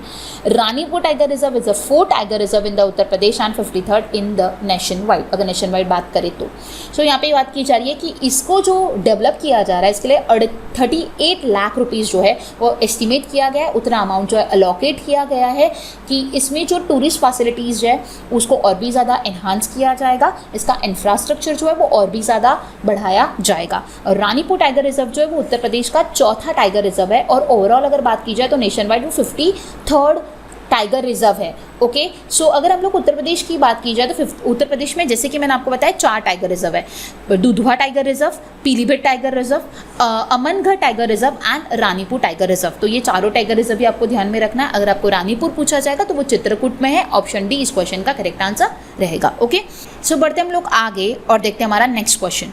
Which of the following state government has launch मुख्यमंत्री Nijut Moina scheme. सो यहाँ पे बोला जा रहा है किस राज्य सरकार ने मुख्यमंत्री निजुत मोइना योजना की शुरू की है, मतलब इसकी शुरुआत की है, that is Assam. Option A इस क्वेश्चन का करेक्ट आंसर रहेगा। सो आसाम की जो गवर्नमेंट है इसके द्वारा मुख्यमंत्री निजुत मोइना को लॉन्च किया गया है एंड इस स्कीम के तहत जो है गर्ल के एजुकेशन को प्रमोट किया जाएगा एंड चाइल्ड मैरिज को जो है एंड करने का उनका उद्देश्य है, मतलब कि चाइल्ड मैरिज को कम करना है एंड उनके एजुकेशन के लिए प्रमोट करना है। ये उद्देश्य के साथ इस स्कीम को जो है आसाम की गवर्नमेंट द्वारा लॉन्च किया गया है। सो ये जो स्कीम है ये आसाम के जो चीफ मिनिस्टर हेमंत बिस्वा शर्मा है इनके द्वारा अनाउंस किया गया है। ये आसाम के चीफ मिनिस्टर हेमंत बिस्वा द्वारा जो है अनाउंस की गई स्कीम है, जिसके लिए जो अमाउंट अलॉकेट किया गया आने वाले 5 वर्षों के लिए वो 1500 करोड़ रुपीस जो है इस स्कीम के लिए लगाए जाएंगे एंड फर्स्ट ईयर में 300 करोड़ रुपीस जो है वो अलॉकेट किए गए हैं स्टेट गवर्नमेंट द्वारा। Okay, so overall allotment is 1500 crore, first year में जा रहा है 300 करोड़ रुपीस एंड हेमंत बिस्वा शर्मा द्वारा जो है इस स्कीम को लॉन्च किया गया है। एंड कौन सी स्टेट गवर्नमेंट ने किया है? आसाम की स्टेट गवर्नमेंट ने किया है। सो ये सारे पॉइंट्स के बाद बात आती है कि इस स्कीम के तहत क्या एक्चुअल गर्ल को जो है प्रोवाइड किया जाएगा। सो आपको यहाँ पे बात की जा रही है कि गर्ल स्टूडेंट जो है जिसने हायर सेकेंडरी एजुकेशन मतलब कि जिसने 12th पास किया है उसको 1000 रुपये पर मंथ जो है वो गवर्नमेंट से दिया जाएगा for the higher secondary education, मतलब कि 12th standard higher secondary education के लिए उसको 1000 रुपये पर मंथ जो है वो दिया जाएगा। अगर कोई भी गर्ल 3 या 4 ईयर का डिग्री ग्रेजुएशन कोर्स करती है तो उसके लिए उसको 1200 रुपये पर मंथ जो है वो प्रोवाइड किया जाएगा। अगर कोई गर्ल पोस्ट ग्रेजुएशन करती है, बीएड डिग्री करती है तो उसको 2500 रुपये महीने जो है वो दिया जाएगा। तो इस स्कीम के तहत overall approximately 10 lakh girl student जो है उसको बेनिफिट प्रोवाइड किया जाएगा उनके एजुकेशन के लिए। तो जैसे कि मैंने आपको कहा कि हायर सेकेंडरी एजुकेशन है उसके लिए 1000 रुपये पर मंथ दिया जाएगा। अगर वो ग्रेजुएशन करती है तो उसको 1200 रुपीज़ पर मंथ दिया जाएगा। अगर वो पोस्ट ग्रेजुएशन करती है तो उसको 2500 रुपये पर मंथ जो है वो दिया जाएगा। एंड ये स्कीम जो है वो आसाम की स्कीम है, मुख्यमंत्री निजुत मोइना योजना। ओके, सो ऑप्शन ए इस क्वेश्चन का करेक्ट आंसर रहेगा। आगे आने वाले स्लाइड में हम लोग कुछ और भी स्कीम्स जो कुछ और पोर्टल्स कैंपेन्स जो लॉन्च किए गए उसके बारे में भी डिस्कस करेंगे, लेकिन उससे पहले आप सभी के लिए मैं एक इम्पॉर्टेंट अपडेट आपके साथ शेयर करना चाहती हूँ विच इज़ टेस्ट पास। सो ये जो टेस्ट पास हम लोगों ने रिसेंटली लॉन्च किया है ये मोस्ट अफोर्डेबल टेस्ट पास अभी तक की आप लोगों को प्रोवाइड करके दी जा रही है, जो कि आपकी आने वाले पूरे कंप्लीट 1 साल के लिए होने वाला है। सो ये टेस्ट पास क्या है? आप कंप्लीट 1 ईयर में जितनी भी मॉक टेस्ट देना चाहते हो कोई भी एग्जामिनेशन के लिए सो इस टेस्ट पास के फॉर्म से आप दे सकते हो। आपको क्या करना है? इस टेस्ट पास को क्या करना है? सिर्फ और सिर्फ सब्सक्राइब करना है, मतलब कि ओनली 39 रुपीज़ में आप 1 साल भर तक की n नंबर ऑफ टेस्ट को इस टेस्ट पास के फॉर्म से दे सकते हो। सो इसमें आपकी सारी एग्जामिनेशन इंक्लूड है, चाहे वो स्टेट के एग्जाम हो, चाहे वो सेंट्रल एग्जामिनेशन हो, चाहे वो रेलवे की एग्जाम हो, चाहे वो कोई भी बैंकिंग एग्जामिनेशन हो। आप IBPS PO, IBPS क्लर्क हो, RRB PO, RRB क्लर्क हो, या फिर जो भी एग्जामिनेशन है, कोई भी पैन इंडिया एग्जामिनेशन का आप अगर मॉक देना चाहते हो वो आप मॉक दे सकते हो, उसकी आपको मॉक टेस्ट अवेलेबल हो जाएगी। अब आप जब इस टेस्ट पास को एनरोल करते हो तो सिर्फ आपको 39 रुपीज़ देने हैं और वो भी साल भर के लिए, ठीक है। सो आप एनरोल कर लोगे, आपको कुछ टेस्ट की मॉक टेस्ट जो है वहाँ पे अवेलेबल रहेगी, मतलब कि बहुत सारी स्टेट एग्जामिनेशन, सेंट्रल एग्जामिनेशन की आपको मॉक टेस्ट अवेलेबल रहेगी। ओके, अगर आपको ऐसा लगता है कि आप कोई पर्टिकुलर एक्सेप्शनल कोई एग्जामिनेशन दे रहे हो उसकी अगर आपके वहाँ पे मॉक टेस्ट अवेलेबल नहीं है, सो आपको क्या करना है? हेल्प सेक्शन में आपको यही सिर्फ डालना है कि आपकी पर्टिकुलर एग्जामिनेशन कौन सी है, जिसकी आपकी नीड कौन से एग्जामिनेशन के लिए आप प्रिपेयर कर रहे हो एंड इस एग्जामिनेशन की आपको मॉक टेस्ट चाहिए, तो उस एग्जामिनेशन का नाम आपको क्या करना है? उस हेल्प सेक्शन में जो है वो ड्रॉप करना है। हम लोग उस एग्जामिनेशन की भी आपको मॉक टेस्ट प्रोवाइड करने की पूरी कोशिश करेंगे। ओके, मतलब आपको ये जो टेस्ट पास लाने का उद्देश्य यही है कि साल भर में आप जो भी एग्जामिनेशन देते हो हम आपकी आने वाली सारी एग्जामिनेशन की मॉक आपको प्रोवाइड कर सके, वो भी सिर्फ और सिर्फ 39 रुपीज़ में। आपको फर्दर कोई पैसा देने नहीं पड़ेगा। आपने अगर एक बार ले लिया और आपको अगर वो एग्जामिनेशन की मॉक इवन अवेलेबल नहीं है और आपको अवेलेबल करवा के चाहिए तो वो भी हम लोग अवेलेबल करवा के देंगे। मतलब आपको सिर्फ 39 रुपीज़ देना है और आपको आपकी प्रैक्टिस करना है आने वाले एग्जामिनेशन के लिए। हमारा उद्देश्य इससे यही है कि आप ज़्यादा से ज़्यादा प्रैक्टिस कर सको और वो भी एकदम अफोर्डेबल अमाउंट में। ओके, सो सिर्फ आपको करना क्या है? कैपेट्यूट्स के एप्लीकेशन को डाउनलोड करना है अगर आपके पास नहीं है तो, एंड इस जो टेस्ट पास है इसको एनरोल करना है और अनलिमिटेड अपनी प्रैक्टिस करनी है आपकी आने वाली एग्जामिनेशन के लिए, ठीक है। जैसे कि मैंने आपको बताया है प्रीवियस ईयर के क्वेश्चन पेपर भी इसमें इंक्लूडेड है। ऐसा ही नहीं कि आपको न्यू मॉक दी जा रही है, बट प्रीवियस ईयर के जो भी पेपर इंपॉर्टेंट पेपर्स है वो भी सारे इसमें इंक्लूडेड रहेंगे। ये आपके फ़ोन में भी अवेलेबल है, अगर आपके पास टैब में देना चाहते हो वहाँ पे भी आप दे सकते हो, लैपटॉप पे भी दे सकते हो, आप वेबसाइट पे भी इस मॉक टेस्ट को, जो भी मॉक टेस्ट रहेगी इस टेस्ट पास को एनरोल कर लीजिए, और जो भी मॉक देना चाहते हो आप लैपटॉप पे भी दे सकते हो। तो आपके लिए ये बहुत ज़्यादा फ्लेक्सिबल है, और यहाँ पे आपको 2 लैंग्वेजेस प्रोवाइड की जा रही है, which is Hindi and English. So 2 languages भी आपको प्रोवाइड की जा रही है। सो पूरे साल भर में आपके एग्ज़ाम के लिए एकमात्र टेस्ट पास है, एकमात्र टेस्ट पास जो आपको मल्टीपल मॉक टेस्ट प्रोवाइड करवा रही है। ओके, सो हम लोगों ने ये जो न्यू इनिशिएटिव लाया है इसे ज्वाइन कीजिए और अपना फीडबैक ज़रूर शेयर कीजिए, और आपकी कोई भी फर्दर रिक्वायरमेंट है तो हमने मोबाइल नंबर यहाँ पे दिया हुआ है, आप उस पर भी कांटेक्ट कर सकते हो। एंड जैसे कि मैंने आपको बताया है कि आपको कोई एग्जामिनेशन है उसका टेस्ट पास नहीं दिख रहा है, डेफिनेटली हम लोग आपको वो प्रोवाइड करवा के देंगे। हमारी पूरी कोशिश रहेगी कि आपकी कोई वो एग्जामिनेशन है जहाँ की टेस्ट पास नहीं है तो हम ज़रूर वो देने की भी आपको कोशिश करेंगे। वैसे तो यहाँ पे जो भी मोस्ट इंपॉर्टेंट एग्जामिनेशन जैसे कि एसएससी सीजीएल रहो, बैंकिंग की एग्जामिनेशन रहो, जो भी स्टेट लेवल की इंपॉर्टेंट एग्जामिनेशन वो सारी कवर्ड अप ऑलरेडी आपको दिखेगी। ठीक है, सो आप इसे ज़रूर एनरोल कीजिएगा और अपनी प्रैक्टिस को आज से ही स्टार्ट कीजिएगा। ओके, बढ़ते हम लोग आगे एंड देखते हैं हमारी स्कीम्स, पॉलिसी एंड कैंपेन से रिलेटेड कुछ important points. First one is what? SEBI has slapped a fine of rupees 7.75 crore on 11 individuals for allegedly operating a pump and dump scheme in scrip of स्वर्णिम trade उद्योग। Simple है, यहाँ पे क्या बात की जा रही है कि सेबी ने क्या किया है, 7.75 करोड़ का जो फाइन लगाया वो 11 इंडिविजुअल ऑर्गेनाइजेशंस पे लगाया है। ओके, सो यहाँ पे आपको सिंपली इतना ध्यान में रखना है कि सेबी द्वारा जो फाइन लगाएगा वो कितना है और 11 इंडिविजुअल्स पे लगाया, ये आपको ध्यान में रखना है। That's it. सेबी जो फाउंड हुआ था वो 12 अप्रैल 1988 में हुआ था। चेयरपर्सन है मधुबीपुरी बट एंड हेडक्वार्टर है मुंबई महाराष्ट्र में। Okay, next one. Prime Minister Narendra Modi has approved the viability gap funding scheme for the implementation of the offshore wind energy project in India, and the total financial outlay for the scheme is 7,453 crore rupees. So very important, Modi ji ने approval दे दिया है viability gap funding scheme के लिए, और उसके लिए जो scheme के लिए जो टोटल आउटले, फाइनेंशियल आउटले जो लगाया जाएगा that is 7,453 crore rupees. Next one is doctor Jitendra Singh has launch 1 week 1 theme campaign. So Jitendra Singh जो है इन्होंने एक कैंपेन को लॉन्च किया है 1 वीक 1 थीम, जिसका उद्देश्य ये है कि to empower MSMEs, self help groups, agripreneurs and startups. Okay, next one is India's first astro tourism campaign Nakshatra Sabha organise in Mussoorie. So India का पहला एस्ट्रो टूरिज्म कैंपेन नक्षत्र सभा जो है वो मसूरी में ऑर्गेनाइज किया गया है।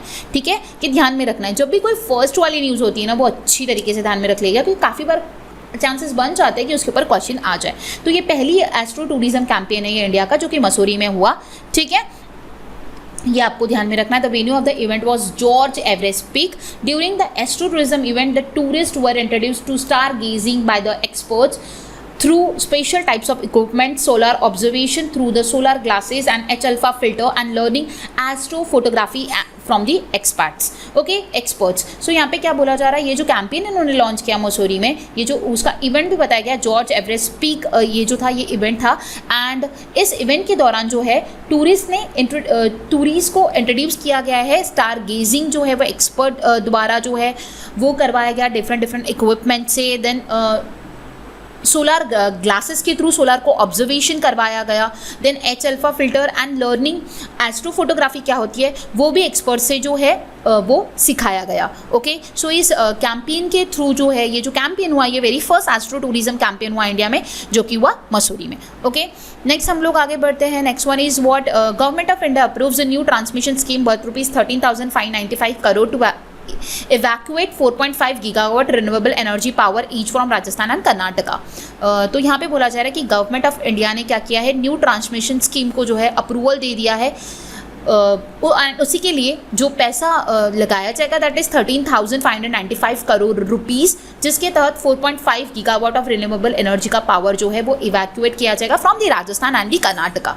Okay, next one is cabinet approve the central sector scheme national forensic infrastructure enhancement scheme will be implemented by the union ministry of home affairs. The National Forensic Infrastructure Enhancement Scheme will consist of the 3 components। यहाँ पे क्या बोला है कि cabinet ने जो है central sector scheme जो है ये NFIES इसे अप्रूव कर दिया गया है एंड इसे इम्प्लीमेंट किया जाएगा union ministry of home affair द्वारा। सो ये जो स्कीम है ना, national forensic infrastructure enhancement scheme, इसमें 3 कंपोनेंट्स हैं, ठीक है। First one is construction of campuses of the National Forensic Science University in the country. Second one is establishment of the Central Forensic Science Laboratory across the country. And third one is strengthening the existing infrastructure of Delhi campus of the NFSU. Okay, so ये जो scheme है इसके under 3 components को जो है enhancement किया जाएगा, यहाँ पे बताया जा रहा है।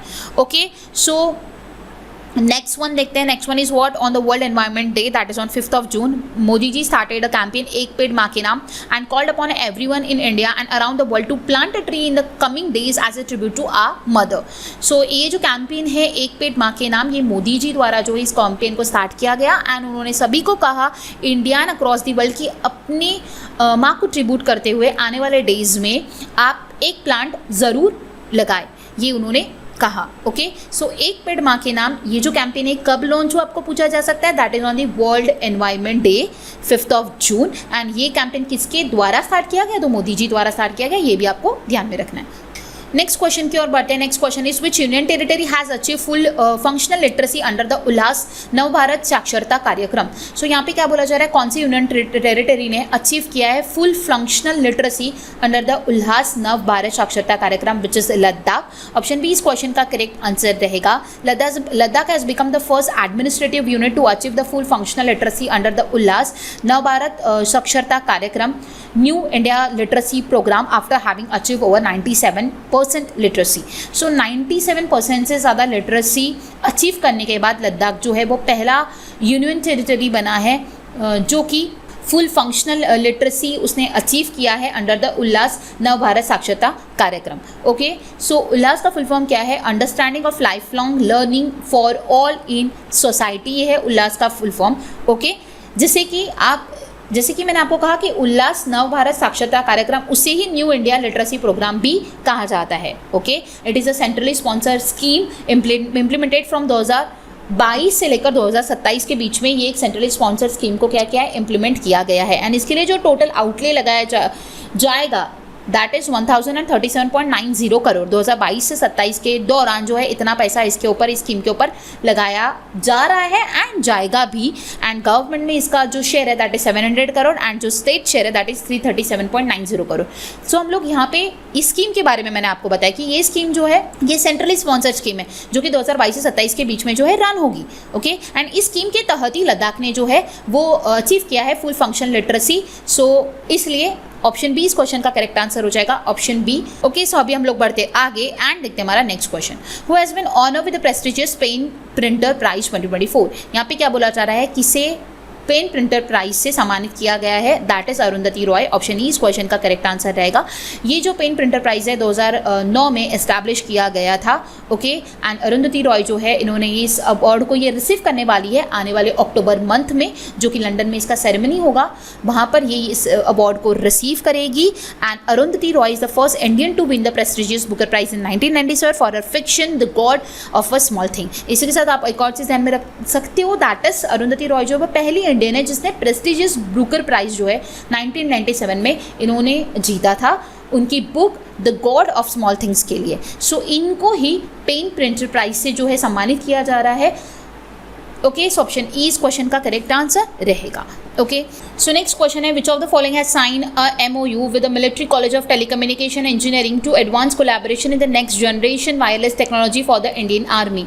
सो यहाँ पे एक MOU की बात की जा रही है कि इनमें से किसने MOU साइन किया है MCTE के साथ, जिसके तहत जो है नेक्स्ट जनरेशन वायरलेस टेक्नोलॉजी को जो है इंडियन आर्मी में और भी ज़्यादा एडवांस किया जाएगा, that is SAMEER. So option B इस क्वेश्चन का करेक्ट आंसर रहेगा। Society for applied microwave electronics and engineering and research, SAMEER जो है ये एक ऑटोनॉमस R&D इंस्टीट्यूट है जिसने MCTE के साथ मिलकर जो है MOU साइन किया है, जिसके तहत नेक्स्ट जनरेशन वायरलेस टेक्नोलॉजीज़ जो है वो इंडियन आर्मी के लिए और भी ज़्यादा प्रमोट की जाएगी और भी ज़्यादा एडवांस की जाएगी।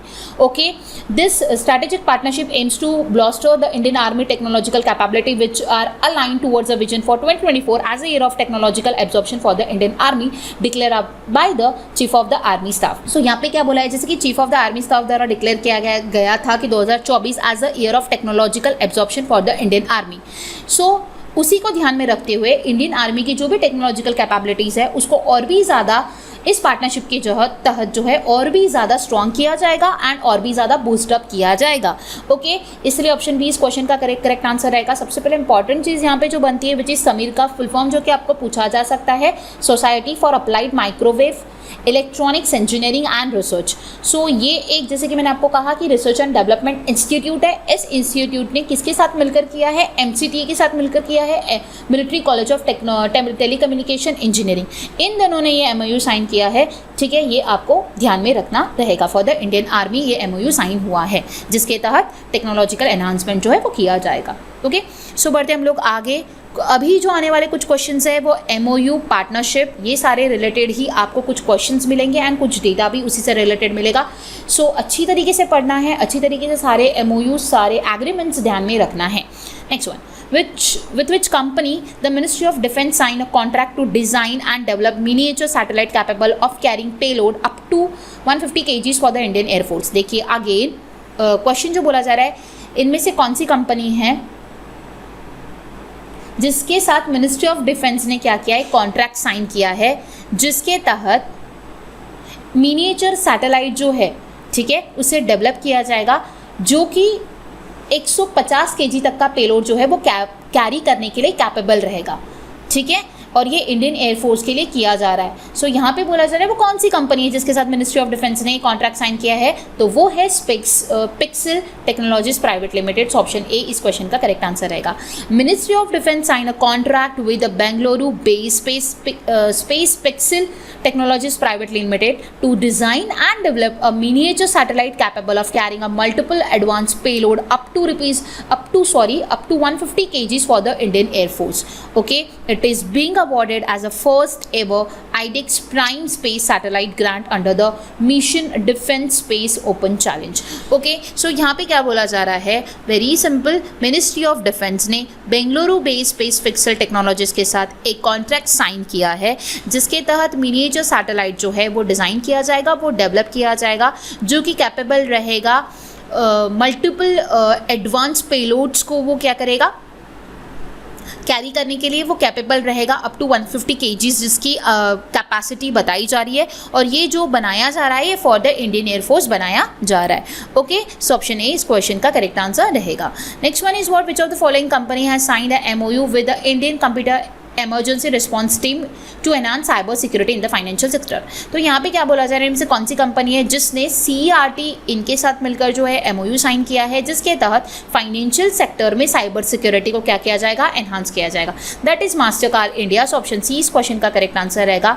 इंडियन कंप्यूटर रिस्पॉन्स टीम जो है ये एक ministry of electronics and information technology के अंडर में आती है। इसने MOU साइन किया है मास्टरकार्ड इंडिया के साथ मिलकर जिसके तहत जो भी फाइनेंशियल सेक्टर में साइबर सिक्योरिटी है उसको बढ़ाना है। ओके, सो ऑप्शन सी इस क्वेश्चन का करेक्ट आंसर रहेगा। Next one is which of the following fintech firm has partner with ride hailing platform PickMe to enable UPI based payments for Indian travellers in Sri Lanka. देखिए very important question, क्या बोला जा रहा है, इनमें से कौन सी फिनटेक फर्म है जिसने पिकमी, ठीक है, के साथ जो है पार्टनरशिप किया है जिसके तहत UPI बेस्ड पेमेंट्स जो है वो किए जाएंगे for the Indian travellers in Sri Lanka. That is phone पे। ऑप्शन डी इस क्वेश्चन का करेक्ट आंसर रहेगा। फोन पे जो है उसने राइड हेलिंग प्लेटफॉर्म पिकमी के साथ जो है पार्टनरशिप साइन किया है for the Indian travellers in Sri Lanka. Last month हम लोगों ने डिस्कस किया था कि फ़ोनपे ने जो है पार्टनरशिप किया है लंका पे के साथ जिसके तहत जो भी यूज़र्स हैं, इंडियन यूज़र वहाँ पे जाते हैं तो वो UPI के माध्यम से वहाँ पे ट्रांजेक्शन कर सकते हैं across the Sri Lanka. Okay, so ये हम लोगों ने लास्ट मंथ पढ़ा था। नाउ द फ़ोनपे, अब जो इंडियन ट्रैवलर्स है वो फ़ोनपे से क्या कर सकते हैं? श्रीलंका में ईजिली ट्रैवल कर सकते हैं, वो UPI पेमेंट्स के माध्यम से ईजिली वहाँ पे राइड कर सकते हैं। सो ये लॉन्च किया है, ये जो पार्टनरशिप साइन किया है ये फ़ोनपे ने किया है पिकमी के साथ। ओके, तो ये ध्यान में रखना रहेगा। सो ऑप्शन डी इस क्वेश्चन का करेक्ट आंसर रहेगा। Next one is which bank has signed a MOU with the Indian army to offer a defence salary package with a host of facilities including free insurance cover. So कौन सी bank है जिसने MOU sign किया Indian army के साथ जिसके तहत जो है डिफेंस सैलरी पैकेजेस को ऑफर किया जाएगा with the free insurance cover? That is Punjab and Sind bank. So option A इस क्वेश्चन का करेक्ट आंसर रहेगा। ओके, द MOU provide the serving personnel veterans and trainee with the personal accident insurance cover up to 1 crore and air accident cover up to 1.2 crore rupees. Okay, so ये Punjab and Sind bank है जो कि establish हुई थी 1908 में, headquarter new Delhi में है। MD and CEO Swarup Kumar Saha and tagline है where service is the way of life. Okay, next question की ओर बढ़ते हैं। Next one is which bank has partner with Ria money transfer to offer a unique remittance service across the rural India.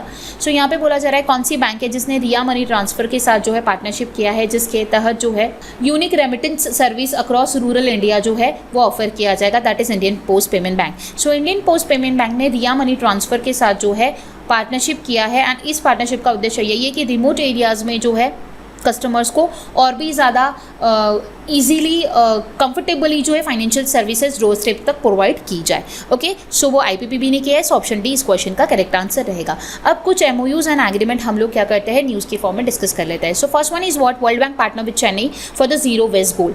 Very first जो है world bank जो है इसने चेन्नई के साथ पार्टनरशिप किया है for the zero waste goal. The World Bank will lend support to Greater Chennai Corporation to achieve a sustainable waste management in the city. The World Bank held discussion on the solid waste management with the officials of the state government and the JCC to stop waste dumping in the Kodungaiyur by 2026-2027। So यहाँ पे क्या बोला जा रहा है कि world bank क्या कर रही है, सपोर्ट कर रही है ग्रेटर चेन्नई कॉर्पोरेशन को, मतलब ही चेन्नई को वो सपोर्ट कर रही है जिसके तहत जो जीरो वेस्ट गोल जो उद्देश्य है वो उसको अचीव कर सके। सो यहाँ पे वर्ल्ड बैंक की बात की जा रही तो आपको ध्यान में रखना है कब फाउंड हुआ था, 1944 में होता है, हेडक्वार्टर है वॉशिंगटन DC में, प्रेसिडेंट है अजय बांगा, MD एंड CFO है अंशुला कांत, चीफ इकोनॉमिक्स है इंद्रमित गिल, एग्जीक्यूटिव डायरेक्टर है Rajesh Khullar, member countries 189 and world bank group की अगर बात की जाए तो ये 5 है, IBRD, IDA, IFC, MIJ and ICSID। Okay, ये आपको ध्यान में रखना है, काफ़ी बार इनके भी आपको ये पूछा जाता है कि ये कौन से बैंक का, स्पेशली आप SSC वगैरह में जाते हो तो आपको पूछा जा सकता है कि international bank of reconstruction and development ये कौन से ऑर्गेनाइजेशन का पार्ट है, तो ये वर्ल्ड बैंक का पार्ट है। ओके, ये वर्ल्ड बैंक का ही ग्रुप है, ये आपको ध्यान में रखना है। IBRD international bank for reconstruction and development, international development association, international finance corporation, multilateral investment guarantee agency, international centre for settlement of investment disputes. So ये सारे वर्ल्ड बैंक के ही ग्रुप्स है, ये आपको ध्यान में रखना है, काफ़ी बार इन पे भी क्वेश्चन पूछे जाते हैं। ओके, सो नेक्स्ट क्वेश्चन की ओर हम लोग चलते हैं। Next one again related to MOU and agreement. First one is ADB has approve a $170 million policy based loan aimed at bolstering India's health system preparedness and capacity to respond to future pandemics। सो यहाँ पे बहुत ही simple सा point है कि ADB ने $170 million का जो loan है वो अप्रूव कर दिया गया है, किसके लिए, इंडिया के हेल्थ सिस्टम के लिए, that's it. Next is Jammu Kashmir elevates agriculture partnership with New Zealand. So Jammu Kashmir ने क्या किया है, एग्रीकल्चर पार्टनरशिप जो है न्यूजीलैंड के साथ और भी ज़्यादा एलिवेट किया है, मतलब ही बढ़ाया है। Next is Peru and Slovakia sign Artemis accord for the peaceful moon exploration. So Peru and Slovakia जो है इन्होंने आर्टेमिस अकॉर्ड जो है वो साइन किया है for the peaceful moon exploration. Then NHAI ने MOU साइन किया IIT दिल्ली के साथ, जिसके तहत रोड सेफ्टी को और भी ज़्यादा इन्हांस किया जाएगा by using the artificial intelligence. Okay, so ये ध्यान में रखना है, very important. Then ministry of health and family welfare and the ministry of defence has sign MOU to establish a TeleMANAS cell for armed forces. क्या बोला है यहाँ पे, ministry of health and family welfare ने मिनिस्ट्री ऑफ डिफेंस के साथ MOU sign किया है to establish Telemanas cell for the armed forces. The collaboration established a dedicated Telemanas called the digital extension of digital district mental health program to provide a comprehensive, integrated and inclusive 24/7 telemental health services. Okay. So simple सा है। यहाँ पे क्या बोला जा रहा है, टेलीमेनस cell जो है वो आर्म फोर्सेस के लिए इस्टेब्लिश करने के लिए यहाँ पे ministry of health and family welfare ने मिनिस्ट्री ऑफ डिफेंस के साथ जो है MOU साइन किया है। देन नोकिया एंड गतिशक्ति विश्वविद्यालय जो है इन्होंने MOU साइन किया for the 5G and 6G communications. Then external affair ministry ने MOU साइन किया SBI के साथ, जिसके तहत डिजिटल पेमेंट सर्विसेज को और भी ज़्यादा इन्हांस किया जाएगा for the e migrate portal users. Okay, next continue करते हैं। जूपी ने कोलैबोरेट किया है गुरुग्राम साइबर पुलिस के साथ for the cyber security awareness. India largest skill based Ludo platform Zoopy has partnered with the Gurugram Cyber Police for the 11th edition of cyber security summer internship program titled Cyber Warriors. Okay, so cyber security awareness के लिए ये जो collaboration जो है वो हुआ है Gurugram cyber police का Zoopy के साथ। Next one is school education platform sign a MOU with the National Book Trust to create institutional framework for the राष्ट्रीय ई पुस्तकालय। ओके, यहाँ पे क्या बोला जा रहा है, स्कूल एजुकेशन डिपार्टमेंट ने MOU साइन किया है नेशनल बुक ट्रस्ट के साथ। Okay, next is MITI in collaboration with the UNESCO to host a national workshop on safe trusted and ethical AI। MITI जो है ministry of information and technology ने MOU collaboration किया है UNESCO के साथ, जिसके तहत वो होस्ट करेंगे नेशनल वर्कशॉप को, किसके ऊपर, safe trusted and ethical AI के ऊपर। Next is the department of school education, ministry of education has sign MOU with the national book of trust to establish institution framework for the Rashtriya e Pustakalaya a pan digital library platform. जैसे कि मैंने आपको बताया same चीज़ है, department of second point जो हमने पढ़ा वही ये पॉइंट है। डिपार्टमेंट ऑफ स्कूल एजुकेशन मतलब ही मिनिस्ट्री ऑफ एजुकेशन ने एमओयू साइन किया नेशनल बुक और ट्रस्ट के साथ, जिसके तहत राष्ट्रीय ई पुस्तकालय एक ये डिजिटल लाइब्रेरी प्लेटफॉर्म को जो है ये एस्टैब्लिश किया जाएगा। ओके, ये आपको ध्यान में रखना है। Next is Indira Gandhi national centre for arts and Sansad TV sign an agreement to make Indian art and culture more accessible to the people.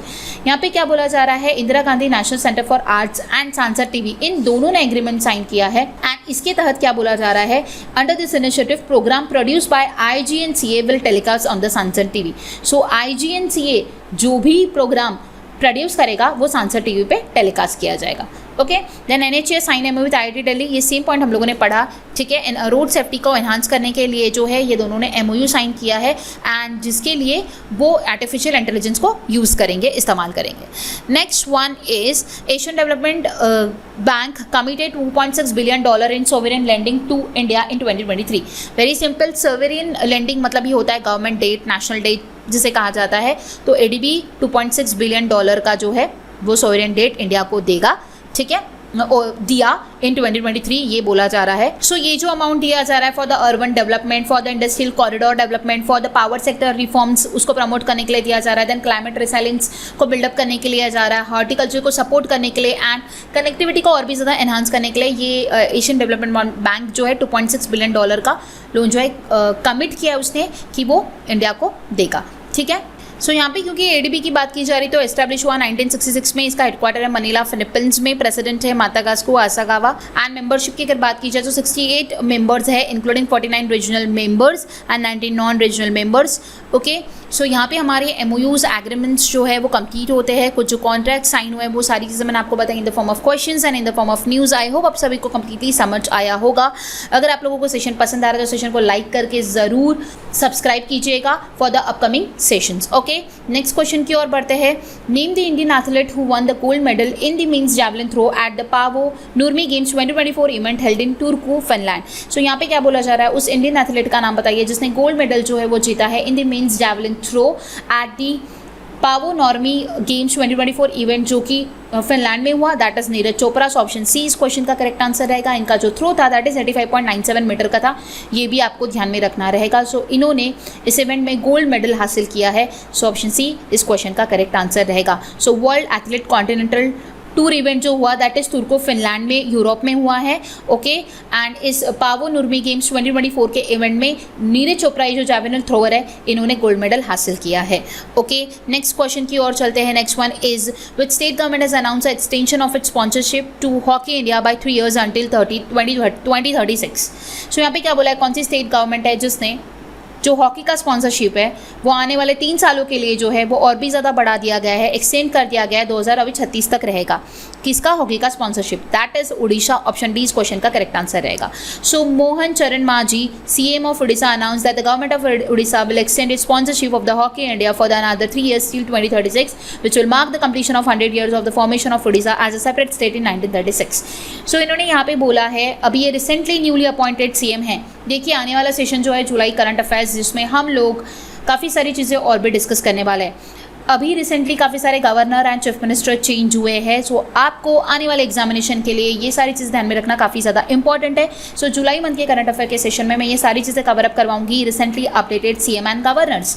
जैसे कि आप सभी को पता था कि उड़ीसा के जो चीफ मिनिस्टर थे वो थे नवीन पटनायक, जो कि 2000 से वो लॉन्गेस्ट सर्विंग चीफ मिनिस्टर रहे हैं। एंड रिसेंटली जो new appointed that is Mohan चरण मांझी, ये आपको ध्यान में रखना है। तो इन्होंने रिसेंटली क्या किया है, 3 साल का जो हॉकी का स्पॉन्सरशिप है ये एक्सटेंड किया है, अभी 2036 तक रहेगा, ठीक है। एंड ऑलरेडी अगर लास्ट ईयर की मैं बात करूँ 2023 में अप्रैल मंथ में उड़ीसा के जो CM थे नवीन पटनायक, इन्होंने ऑलरेडी 10 साल के लिए उस समय में 2023 में उन्होंने 10 सालों के लिए बढ़ाया था, तो 2033 तक जो था हॉकी का स्पॉन्सरशिप था एंड उन्होंने जो पैसा अमाउंट उन्होंने अलॉकेट किया था उसके लिए दैट इज 434.12 करोड़ रुपीज़ जो है उन्होंने अलॉकेट किया था। तो 2033 तक ऑलरेडी हॉकी का स्पॉन्सरशिप था, बट रिसेंटली जो न्यू सीएम बने उन्होंने और भी 3 सालों के लिए एक्सटेंड किया, तो अब वो रहेगा 2036 तक। ओके, सो वो स्टेट गवर्नमेंट कौन सी है जिसने हॉकी का स्पॉन्सरशिप एक्सटेंड किया है? तो वो है उड़ीसा। ऑप्शन डी इस क्वेश्चन का करेक्ट आंसर रहेगा। Next one, Bureau of Indian Standard introduced 2 new standards, IS 18590/2024 and IS 18606/2024 to enhance the safety and quality of which of the following category?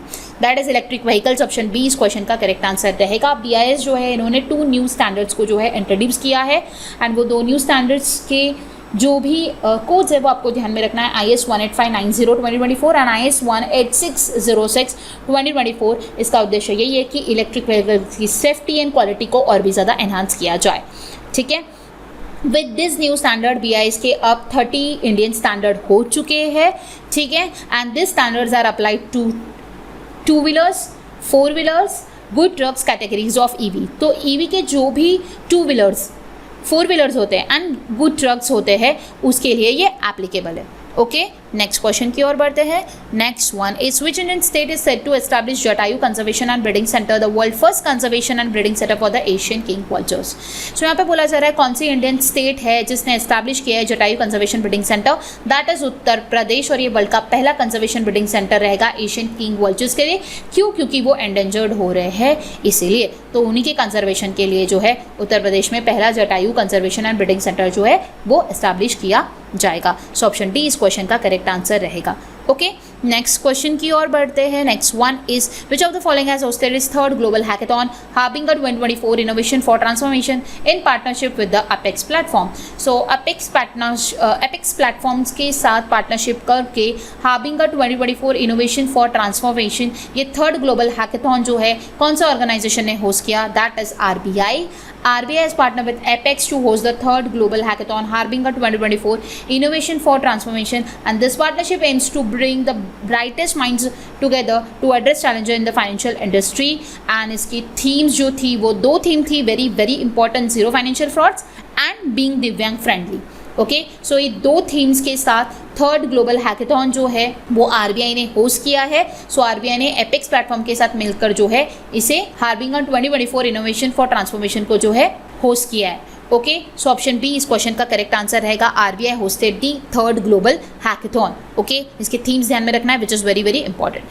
So next question है which central public sector undertaking has received the Navratna status from the Department of Public Enterprises?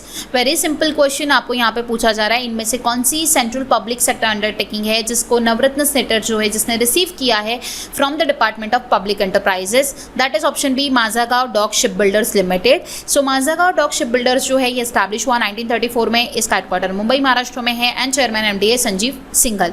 Okay, so यहाँ पे क्या बोला जा रहा है कि Mazagaon dock shipbuilders limited जो है वो अभी उसे नवरत्न स्टेटस जो है उसने रिसीव किया है। ओके, अब जब जो नवरत्न कंपनीज होती है वो 1000 करोड़ तक का पैसा जो है वो इन्वेस्ट कर सकती है और 15% of their net worth to a single project and up to 30% of their net worth in a year. लेकिन उनका 1000 करोड़ का जो इन्वेस्टमेंट है उससे ज़्यादा वो नहीं कर सकती। ये होती है नवरत्न कंपनीज की इन्वेस्टमेंट।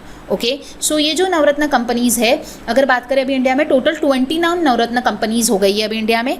और एक बात ध्यान में रखना है ये जो बना है ये 18 पब्लिक सेक्टर अंडरटेकिंग बना है इंडिया का। ठीक है, सो यहाँ पे आपको पूछा गया था कि कौन सी यहाँ पे पब्लिक सेक्टर अंडरटेकिंग है जिसने नवरत्न स्टेटस रिसीव किया है? That is Mazagon dock shipbuilders limited. इसका ऑप्शन बी इस क्वेश्चन का करेक्ट आंसर रहेगा। Next question is what name the central public sector undertaking that has received the mini Ratna category 1 status from the department of public enterprises. देखिए यहाँ पे confuse नहीं होना है, Navratna status and mini Ratna status दोनों भी बहुत डिफरेंट है। सो यहाँ पे बोला जा रहा है कि CPSU द्वारा किसने मिनी रत्ना स्टेटस जो है अंडर द कैटेगरी 1 जो है वो डिपार्टमेंट ऑफ पब्लिक एंटरप्राइजेस से रिसीव किया है। That is central electronics limited. So option C इस क्वेश्चन का करेक्ट आंसर रहेगा। ओके, सेंट्रल इलेक्ट्रॉनिक्स लिमिटेड को मिला mini Ratna status and Mazagon को मिला है Navratna status. Okay, next question which of the following company has launch a UPI app super money to offer a financial services? So super money ये UPI application जो है इनमें से किस कंपनी ने लॉन्च किया है जिसके तहत फाइनेंशियल सर्विसेज को ऑफर किया जाएगा? That is Flipkart. So option B इस क्वेश्चन का करेक्ट आंसर रहेगा। ये जो एप्लीकेशन है ये एक्सिस बैंक के साथ मिलकर जो है लॉन्च किया गया है एंड ये ई-कॉमर्स प्लेटफॉर्म फ्लिपकार्ट ने लॉन्च किया है सुपर डॉट मनी, ओके, जिसके तहत payment, credit, deposit and other different financial services को जो है ऑफर किया जाएगा, ओके। नेक्स्ट क्वेश्चन की ओर चलते हैं। Next one is RBI forecast India's financial year 2025 GDP growth at about dash. So RBI forecast कर रहा है इंडिया का जीडीपी ग्रोथ फाइनेंशियल ईयर 2025 के लिए वो कितना कर रहा है, ये आपको पूछा जा रहा है, कितना अनुमान लगाया उसने, that is 7.2%। So option A इस क्वेश्चन का करेक्ट आंसर रहेगा। देखिए काफ़ी बार आपको जीडीपी ग्रोथ के बारे में पूछा जाता है एंड डिफरेंट ऑर्गेनाइजेशन का डिफरेंट फोरकास्ट होता है, वो अपकमिंग ईयर्स के लिए भी करती है एंड करंट ईयर के लिए भी करती है, ओके। तो आपको क्या करना है, मैंने आपको आने वाले स्लाइड्स में 2 टेबल्स भी दिए हैं, वहाँ से भी आप ध्यान में रख सकते हो। एंड ये फोरकास्ट जो है ये चेंज होता रहता है, तो जब भी आप एक बैंकिंग एग्जामिनेशन के लिए जा रहे हो तो आपको क्या करना है, जीडीपी फोरकास्ट जो है वो अपडेटेड पढ़ के जाना है, ओके। सो ये अपडेटेड अगर पढ़ के जाओगे तो आपका आंसर करेक्ट रहेगा, अदरवाइज ये थोड़ा फ्लक्चुएटिंग होता है एज पर द सिचुएशंस, ये सारी चीज़ें जो है फ्लक्चुएट होती रहती है, ओके। सो जो ये जून मंथ का डेटा है उसके अनुसार मैं आपको सारी चीज़ें बता रही हूँ। सो आरबीआई ने जो फोरकास्ट किया है विच इज 7.2%, ओके। यहाँ पे डिफरेंट ऑर्गेनाइजेशन, आप यहाँ पे भी जीडीपी की अपडेटेड एक लिस्ट देख सकते हो। कुछ ऑर्गेनाइजेशन है जिसने 25, 26, 27 के लिए जो है जीडीपी फोकस कर रखा है, ओके। सो इसमें भी आप क्या कर सकते हो ना, कुछ ऑर्गेनाइजेशन बहुत इंपॉर्टेंट होती है जो पूछी जाती है, मोस्टली आरबीआई आता है जिसमें फीच आता है, एडीबी आता है, वर्ल्ड बैंक आता है, इसके ऊपर क्वेश्चन काफ़ी बनते हैं। तो स्पेशली आप सारी ऑर्गेनाइजेशन का नहीं ध्यान में रख सकते हो तो आप क्या कीजिए, अगर आप कोई बैंकिंग एग्जाम के लिए जाते हो तो आपको मैं हर बार कहती हूँ आरबीआई के पॉलिसी रेट्स एक बार देख लेना, जीडीपी रेट्स एक बार देख लेने का, एंड उसमें भी आप सारे ऑर्गेनाइजेशन के ध्यान में नहीं रख पा रहे हो तो जो भी इंपॉर्टेंट ऑर्गेनाइजेशन है एटलीस्ट उसका तो आपको ध्यान में रखना रहेगा। जैसे कि RBI very important, ADB important, world bank important है, फीच इंपॉर्टेंट है, आईएमएफ का इंपॉर्टेंट है। तो ये सारी करंट ईयर का, आने वाले ईयर्स का, ये आप क्या वो फोकस कर रहा है, ये सारी चीज़ें आपको देख लेना है, ओके। सो ये 2 टेबल्स में मैंने आपको मेंशन किया, आप पढ़ सकते हो, ध्यान में रख सकते हो, ओके।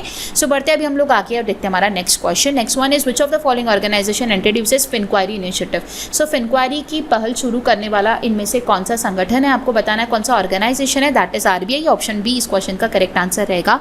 ये एक एक्सक्लूसिव 2 घंटे का विंडो जो है आरबीआई द्वारा लॉन्च किया गया है, जिसके तहत जो भी फिनटेक्स है वो विजिट करेंगे एंड वो विजिट करके जो भी फिनटेक रिलेटेड क्वेरीज है वो आरबीआई के ऑफिशियल्स के साथ वो डिस्कस कर सकते हैं। सो ये फिनक्वायरी इनिशिएटिव आरबीआई ने लॉन्च किया है। सो ऑप्शन बी इस क्वेश्चन का करेक्ट आंसर रहेगा। Next one is the status of which species has been updated from the endangered to vulnerable on the IUCN red list of the threatened species. Endangered मतलब कि वो प्रजाति क्या हो जाना है, कम हो जाना, खत्म हो जाना, उसे कहा जाता है एंडेंजर्ड। तो यहाँ पे क्या बोला जा रहा है, इनमें से कौन सा ऐसा स्पीसीज है जिसने अपना स्टेटस जो है वो अपडेट किया है, वो एंडेंजर्ड से अब वल्नरेबल हुआ है, मतलब कि अब वो स्पीसीज जो है वो पाया जाता है, ठीक है, that is Iberian lynx. Option B इस क्वेश्चन का करेक्ट आंसर रहेगा। एक प्रकार की रेयरेस्ट कैट है, ओके, ये वर्ल्ड की रेयरेस्ट कैट है, ठीक है, जिसका नेटिव स्पेन एंड पोर्तुगाल में है। सो इसने अपना स्टेटस जो है वो एंडेंजर से वल्नरेबल किया है on the international union for conservation of nature red list of threatened species. So इस लिस्ट में इसने अपना स्टेटस जो है वो बेहतर किया है। अगर मैं बात करूँ 2001 में, तो 2001 में ये जो कैट्स थी 62 थी, ठीक है, वो बढ़कर 2022 में 648 हुई। बट राइट नाउ अगर बात की जाए at present, so total population of lynx का अगर मैं यंग और मैच्योर लिनेक्स दोनों की बात करूँ तो वो 2000 से ज़्यादा हो चुकी है। सो इसकी वजह से स्टेटस जो है वो अभी वल्नरेबल हो चुका है। सो आइबेरियन लिंक्स इसका नाम है। ऑप्शन बी इस क्वेश्चन का करेक्ट आंसर रहेगा, ओके। नेक्स्ट क्वेश्चन है, RBI formed committee to examine various aspect for setting up a digital payment intelligence platform to mitigate payment fraud among the following chair this committee. So RBI committee form कर रहा है जिसके तहत यहाँ पे क्या बोला जा रहा है, डिजिटल पेमेंट इंटेलिजेंस प्लेटफॉर्म को क्या किया जा रहा है, सेटअप किया जा रहा है, जिसके तहत जो भी पेमेंट फ्रॉड्स होते हैं उसको कम करने का इन लोगों का उद्देश्य है। सो ये जो कमेटी है इसको कौन चेयर करेगा ये पूछा जा रहा है, दैट इज एपी होता द्वारा इसे चेयर किया जाएगा। सो ऑप्शन सी इस क्वेश्चन का करेक्ट आंसर रहेगा। RBI has constituted a committee under the chairmanship of former MD and CEO. NPCI के जो फॉर्मर एमडी सीईओ रह चुके हैं एपी होता, तो ये एग्जामाइन करेंगे इस कमेटी को, ठीक है, चेयर करेंगे इस कमेटी को। सो जो भी डिजिटल पेमेंट फ्रॉड होते हैं, जो भी रिस्क होती है उसको कम करने का इनका उद्देश्य है, उसी के लिए इस कमेटी को बनाया गया है। एंड इस कमेटी के जो चेयरपर्सन है वही आपको ध्यान में रखना है, विच इज़ AP होता।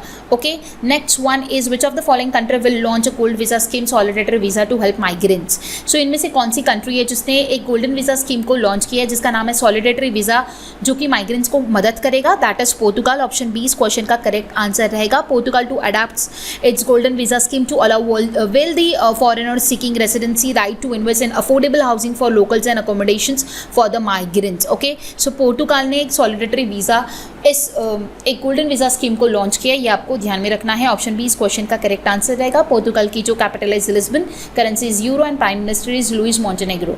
Okay, next one is which IIT has launch UDAAN programme to boost drone startup. कौन सी IIT है जो कि उड़ान को लॉन्च कर रहा है, उड़ान प्रोग्राम को लॉन्च कर रहा है जिसके तहत ड्रोन स्टार्टअप को बूस्टअप किया जाएगा?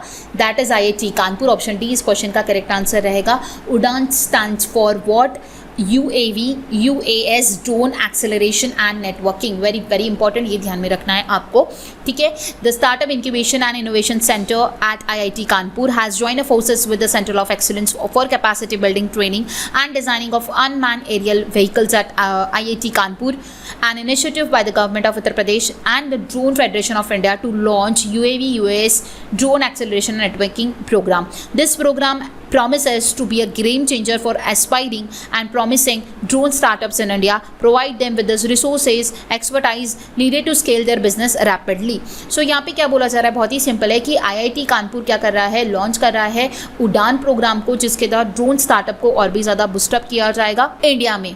ओके, उनके रिसोर्सेज को और भी ज़्यादा रिसोर्सेज अच्छी प्रोवाइड की जाएगी और भी एक्सपर्टीज़ उनको प्रोवाइड की जाएगी जिसके तहत ये जो बिजनेस है और भी ज़्यादा रैपिडली ग्रो हो सके। ओके, सो यहाँ पे उड़ान जो है ये ध्यान में रखना है, UAV, UAS, drone acceleration and networking, ये उड़ान का फुल फॉर्म है, very very important. Okay, so option D इस क्वेश्चन का करेक्ट आंसर रहेगा। Next one is UNESCO has shortlisted 7 most beautiful museum for the prestigious Prix Versailles award including Smritivan earthquake memorial museum. It is located in which of the following state.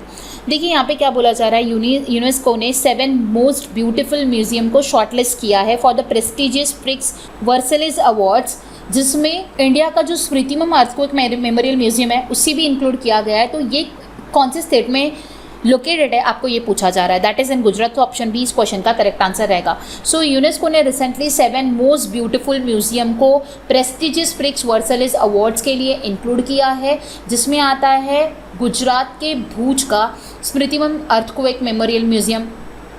Okay, सो इसे भी include किया गया है। सो ये आपको ध्यान में रखना है, वेरी वेरी इंपॉर्टेंट, इसलिए ऑप्शन बी इस क्वेश्चन का करेक्ट आंसर हो जाएगा। अगर मैं बात करूँ वो 7 ब्यूटीफुल म्यूजियम्स कौन से हैं वर्ल्ड वाइड, तो उसकी भी लिस्ट मैंने यहाँ पे मेंशन की है, आप यहाँ पे देख सकते हो। जो येलो वन है वो इंडिया से है, ठीक है, स्मृतिवन अर्थक्वेक म्यूजियम भूज का इंडिया का, जो कि इंक्लूड किया गया है यूनेस्को की मोस्ट ब्यूटीफुल म्यूजियम की लिस्ट में। आप रिमेनिंग भी देख सकते हो, A4 आर्ट म्यूजियम जो कि चाइना का है, देन जापान का इंक्लूड किया गया है, नीदरलैंड का इंक्लूड किया गया, ओमन का इंक्लूड किया गया, पोलैंड का इंक्लूड किया गया एंड इजिप्ट का भी इंक्लूड किया गया। तो ये टोटल 7 ब्यूटीफुल म्यूजियम को इंक्लूड किया गया है यूनेस्को की लिस्ट में, एंड जिन्हें प्रेस्टिजियस प्रिक्स वर्सेलिस अवार्ड भी दिया गया है। सो आपको ये सातों के सातों म्यूजियम कौन से है ये भी मैंने मेंशन किया, और इंडिया का कौन सा है वो भी आपको ध्यान में रखना है, कहाँ पे लोकेटेड है ये भी आपको ध्यान में रखना रहेगा, जो कि इंपॉर्टेंट है। ओके, नेक्स्ट क्वेश्चन की ओर बढ़ते हैं। How many times and in which year India has won the T20 world cup till date. यहाँ पे बात की जा रही है कितनी बार और कौन सी ईयर में इंडिया ने T20 वर्ल्ड कप जीता है। देखिए गाइज, यहाँ पे T20 की बात की जा रही है स्पेसिफिकली। सो T20 वर्ल्ड कप अभी तक इंडिया ने सिर्फ 2 बार जीता है, और वो ईयर्स की अगर मैं बात करूँ तो 2007 और 2024 है। जब T20 वर्ल्ड कप स्टार्ट हुआ था वो वाला ईयर, दैट इज़ 2007, एंड 2024 इस साल में इंडिया ने T20 वर्ल्ड कप जो है वो जीता है। अभी हम लोग क्विकली रिकॉल करते हैं कुछ इंपॉर्टेंट जो भी इस साल का जो T20 वर्ल्ड कप हुआ उसके बारे में कुछ इंपॉर्टेंट चीज़ें डिस्कस करते हैं। गाइज, ऑलरेडी मैंने कुछ इंपॉर्टेंट पोस्ट आप लोगों के साथ शेयर किए थे, इंस्टाग्राम पे भी आपको इंपॉर्टेंट पोस्ट शेयर किए जाते हैं, ठीक है, एंड टेलीग्राम पे भी शेयर किए जाते हैं। जैसे कि मैंने आप सभी को कहा है कि अगर आप प्रैक्टिस करना चाहते हो रेगुलर बेसिस पे और अपडेटेड रहना चाहते हो with the daily current affairs, तो आपको क्या करना है, टेलीग्राम चैनल को भी ज्वाइन करना है, इंस्टाग्राम चैनल को भी ज्वाइन करना है। टेलीग्राम चैनल पे आपको डेली करंट अफेयर्स प्रोवाइड किए जाते हैं, डेली इंपॉर्टेंट क्वेश्चंस रीजनिंग के स्पेशली एंड मैथमेटिक्स के प्रोवाइड किए जाते हैं, क्विज आपके लिए प्रोवाइड की जाती है, इंपॉर्टेंट अपडेट्स आप लोगों के लिए प्रोवाइड की जाती है। तो आपको चैनल को सब्सक्राइब करना है यूट्यूब पे for the upcoming important sessions, for the regular updates आपको टेलीग्राम चैनल को भी ज्वाइन करना है एंड इंस्टाग्राम चैनल को भी ज्वाइन करना है। इससे आप कंप्लीटली अपडेटेड रहोगे जो भी करंटली सिचुएशंस चल रही है उससे। ओके सो अगर हम लोग बात करें तो ये पोस्ट मैंने वहीं पे अपलोड की थी एंड वहीं की पोस्ट को हम लोग यहाँ पे डिस्कस कर रहे हैं। ओके सो इंडिया ने अभी तक अगर आईसीसी टूर्नामेंट फाइनल्स की अगर हम लोग बात करें तो इंडिया ने ये 6th आईसीसी ट्रॉफी जो है जीता है एंड T20 वर्ल्ड कप का ये 2nd ट्रॉफी इन्होंने जीता है। ठीक है, अब आईसीसी ट्रॉफी ये 6th है, तो 6th कौन से ईयर में जीता है ये आप लोग देख सकते हो। 1983 में इंडिया ने ओडीआई वर्ल्ड कप जीता था, देन 2002 में आईसीसी चैंपियन ट्रॉफी जीता था, देन वो हमारा टाई हुआ था इंडिया एंड श्रीलंका के साथ जहाँ पे कोई रिजल्ट नहीं आया था, तो वहाँ पे वो कहीं ना कहीं हमें ट्रॉफी तो मिली थी। बिकॉज क्या हुआ था, वहाँ पे रिजल्ट नहीं आया था क्योंकि वहाँ पे शेयर हुआ था वो कप। ओके सो वो 2002 में था। देन है 2007 में T20 वर्ल्ड कप जो हमने जीता था।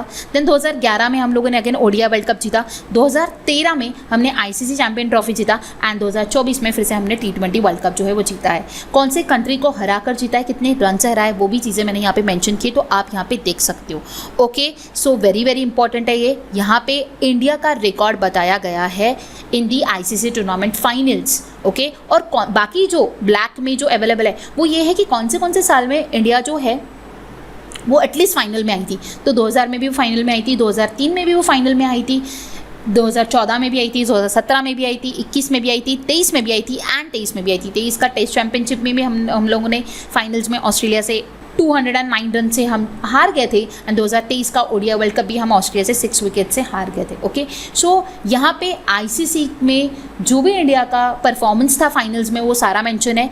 6 बार हम लोगों ने आईसीसी ट्रॉफी को जीता है एंड T20 वर्ल्ड कप हमने 2nd टाइम जीता है। ओके अगर हम लोग इसी को कंटिन्यू करते हैं तो यहाँ पे आता है T20 world cup from 7 to 2024।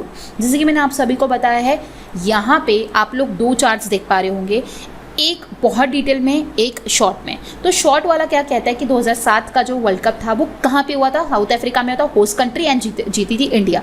And 2024 का जो होस्ट कंट्री था that is USA and West Indies, जीता किसने, इंडिया ने। और बाकी सारी भी जो T20 के वर्ल्ड कप्स हुए 9 में, 10 में, 12 में, 14 में, 16 में, 21 में, 22 में, वहाँ पे host countries and winner countries जो है वो भी मेंशन है, तो आप वो भी ध्यान में रख सकते हो। ओके एंड उसी का अगर आप लोग लेफ्ट हैंड साइड में देखते हो तो वहाँ पे होस्ट कंट्री है, वेन्यू है, फाइनल का वेन्यू कहाँ पे, बहुत बार फाइनल वेन्यूज भी पूछे जाते हैं, आजकल बहुत डेप्थ में क्वेश्चंस पूछे जाते हैं, यू नेवर नो क्वेश्चन कहाँ से आएगा। स्कोर भी इनफैक्ट पूछा जा सकता है, तो स्कोर्स भी दिए हुए हैं, टोटल टीम्स कितनी पार्टिसिपेट हुई थी वो भी दिया हुआ है। 2024 की अगर हम लोग ब्रीफली बात करते हैं, डिटेल में बात करते हैं तो क्या रहेगा, वेस्ट इंडीज़ एंड यूएसए में जो है 2024 का T20 वर्ल्ड कप खेला गया, जहां पे फाइनल का मैच हुआ था बारबाडोस में। इंडिया ने जीत हासिल की है विद द स्कोर ऑफ 176, जहां पे 7 विकेट्स हुई थी। साउथ अफ्रीका को हराकर हमने जो है इस साल का जो कप है वो जीता है। टोटल टीम्स पार्टिसिपेट हुई थी 20 and winning captain is Rohit Sharma. Okay so ये था एंड लास्ट स्लाइड जो कि आपके लिए काफ़ी ज़्यादा इंपॉर्टेंट है, जिसमें T20 वर्ल्ड कप के सारे इंपॉर्टेंट हाईलाइट्स हैं। 2000 T20 वर्ल्ड कप जो एस्टैब्लिश हुआ था 2007 में हुआ था, एस्टैब्लिश 7 में हुआ और 7 में हमने पहली बार जीता था। इस साल का जो एडिशन था दैट इज़ 9th वाला एडिशन। होस्ट कंट्री इस साल की थी West Indies and USA. Total number of teams जो थी दैट इज़ 20 एंड वो टोटल 20 टीम्स के नाम भी मैंने मेंशन किए हुए। विनर जो थी that is India, 2nd time थी 2007 और 2024, अभी तक 2 बार हम लोगों ने T20 विश्व कप जीता है। रनर अप जो कंट्री थी that is South Africa. Final match हुआ दैट इज ब्रिजटन बारबाडोस में हुआ, किंगस्टन ओवल में। Then player of the series मिला जसप्रीत बुमराह को, प्लेयर ऑफ द मैच मिला विराट कोहली को। मोस्ट रन्स जो बनाए दैट इज अफगानिस्तान के जो रहमानुल्लाह है, उन्होंने 281 रन्स बनाए over the series. Then most wickets लिया है फजल फारूकी ने, ठीक है, एंड अर्शदीप सिंह ने 17 विकेट्स के साथ। तो मोस्ट विकेट जो है ये दोनों रैंक कर रहे हैं। इंडिया ने साउथ अफ्रीका को 7 रन से हराकर जो है इस साल का जीता है cup 2nd time. Final score mention किया है। नेक्स्ट एडिशन 2026 का जो रहेगा that is India and Sri Lanka में रहने वाला है। एंड इसी के साथ साथ विराट कोहली एंड रोहित शर्मा ने रिटायरमेंट घोषित किया है, ये भी आपको ध्यान में रखना रहेगा। ओके इसके साथ एक और प्लेयर है जिसने रिटायरमेंट घोषित किया है, होप आप सभी को पता होगा, ज़रूर आप मुझे कमेंट बॉक्स में बताइएगा। एंड साइड में राइट हैंड साइड में अगर आप देखो तो मोस्ट रन अगर आप देख पा रहे हो तो T20 2024 में सबसे ज़्यादा रन किसने बनाए एंड सबसे ज़्यादा विकेट्स किसने लिए, वो भी चार्ट्स मैंने मेंशन किए। तो ओवरऑल अगर आप देखो तो ये सारी चीज़ें, ये सारे पोस्ट मैंने ऑलरेडी इंस्टाग्राम टेलीग्राम पे आप लोगों के साथ शेयर किया था, ठीक है। अगर आप लोगों चैनल से जुड़े हो तो डेफिनेटली आपको ये सारी पोस्ट आफ्टर जैसे ही ये न्यूज़ आई थी उसके बाद मैंने आप लोगों के साथ वेरी नेक्स्ट डे मैंने आप लोगों के साथ शेयर किया था। तो आपको कुछ नहीं करना है, आपको जो भी सोशल मीडिया प्लेटफॉर्म्स हैं हमारे वो सारे के सारे ज्वाइन करना है, सो दैट आप लोग कंप्लीटली अपडेटेड रहो। जैसे कि मैंने आपको कहा कि अगर आपको डेली करंट अफेयर्स पढ़ना है तो मैं डिटेल में आपको डेली करंट अफेयर्स प्रोवाइड करती हूँ टेलीग्राम चैनल पे, तो ज़रूर आप ज्वाइन कीजिएगा, सो दैट आप अपडेटेड रहोगे in terms of current affairs and in terms of the important news. Okay, so अभी हम लोग कंटिन्यू करते हैं एंड देखते हैं हमारा next question, which is again very important question. Who has been elected as a speaker of the 18th Lok Sabha. 18 Lok Sabha के speakers कौन अपॉइंट हुए, that is Om Birla. And ऐसा पहली बार हुआ है कि सेकेंड टाइम फिर से सेम स्पीकर जो है वो इलेक्ट किया गया है, that is Om Birla. So option A इस क्वेश्चन का करेक्ट आंसर रहेगा। ये 17 लोकसभा के भी स्पीकर थे एंड 18 लोकसभा के स्पीकर भी इन्हें ही अपॉइंट किया गया है एंड अंडर आर्टिकल 93 जो है लोकसभा को इलेक्ट किया जाता है।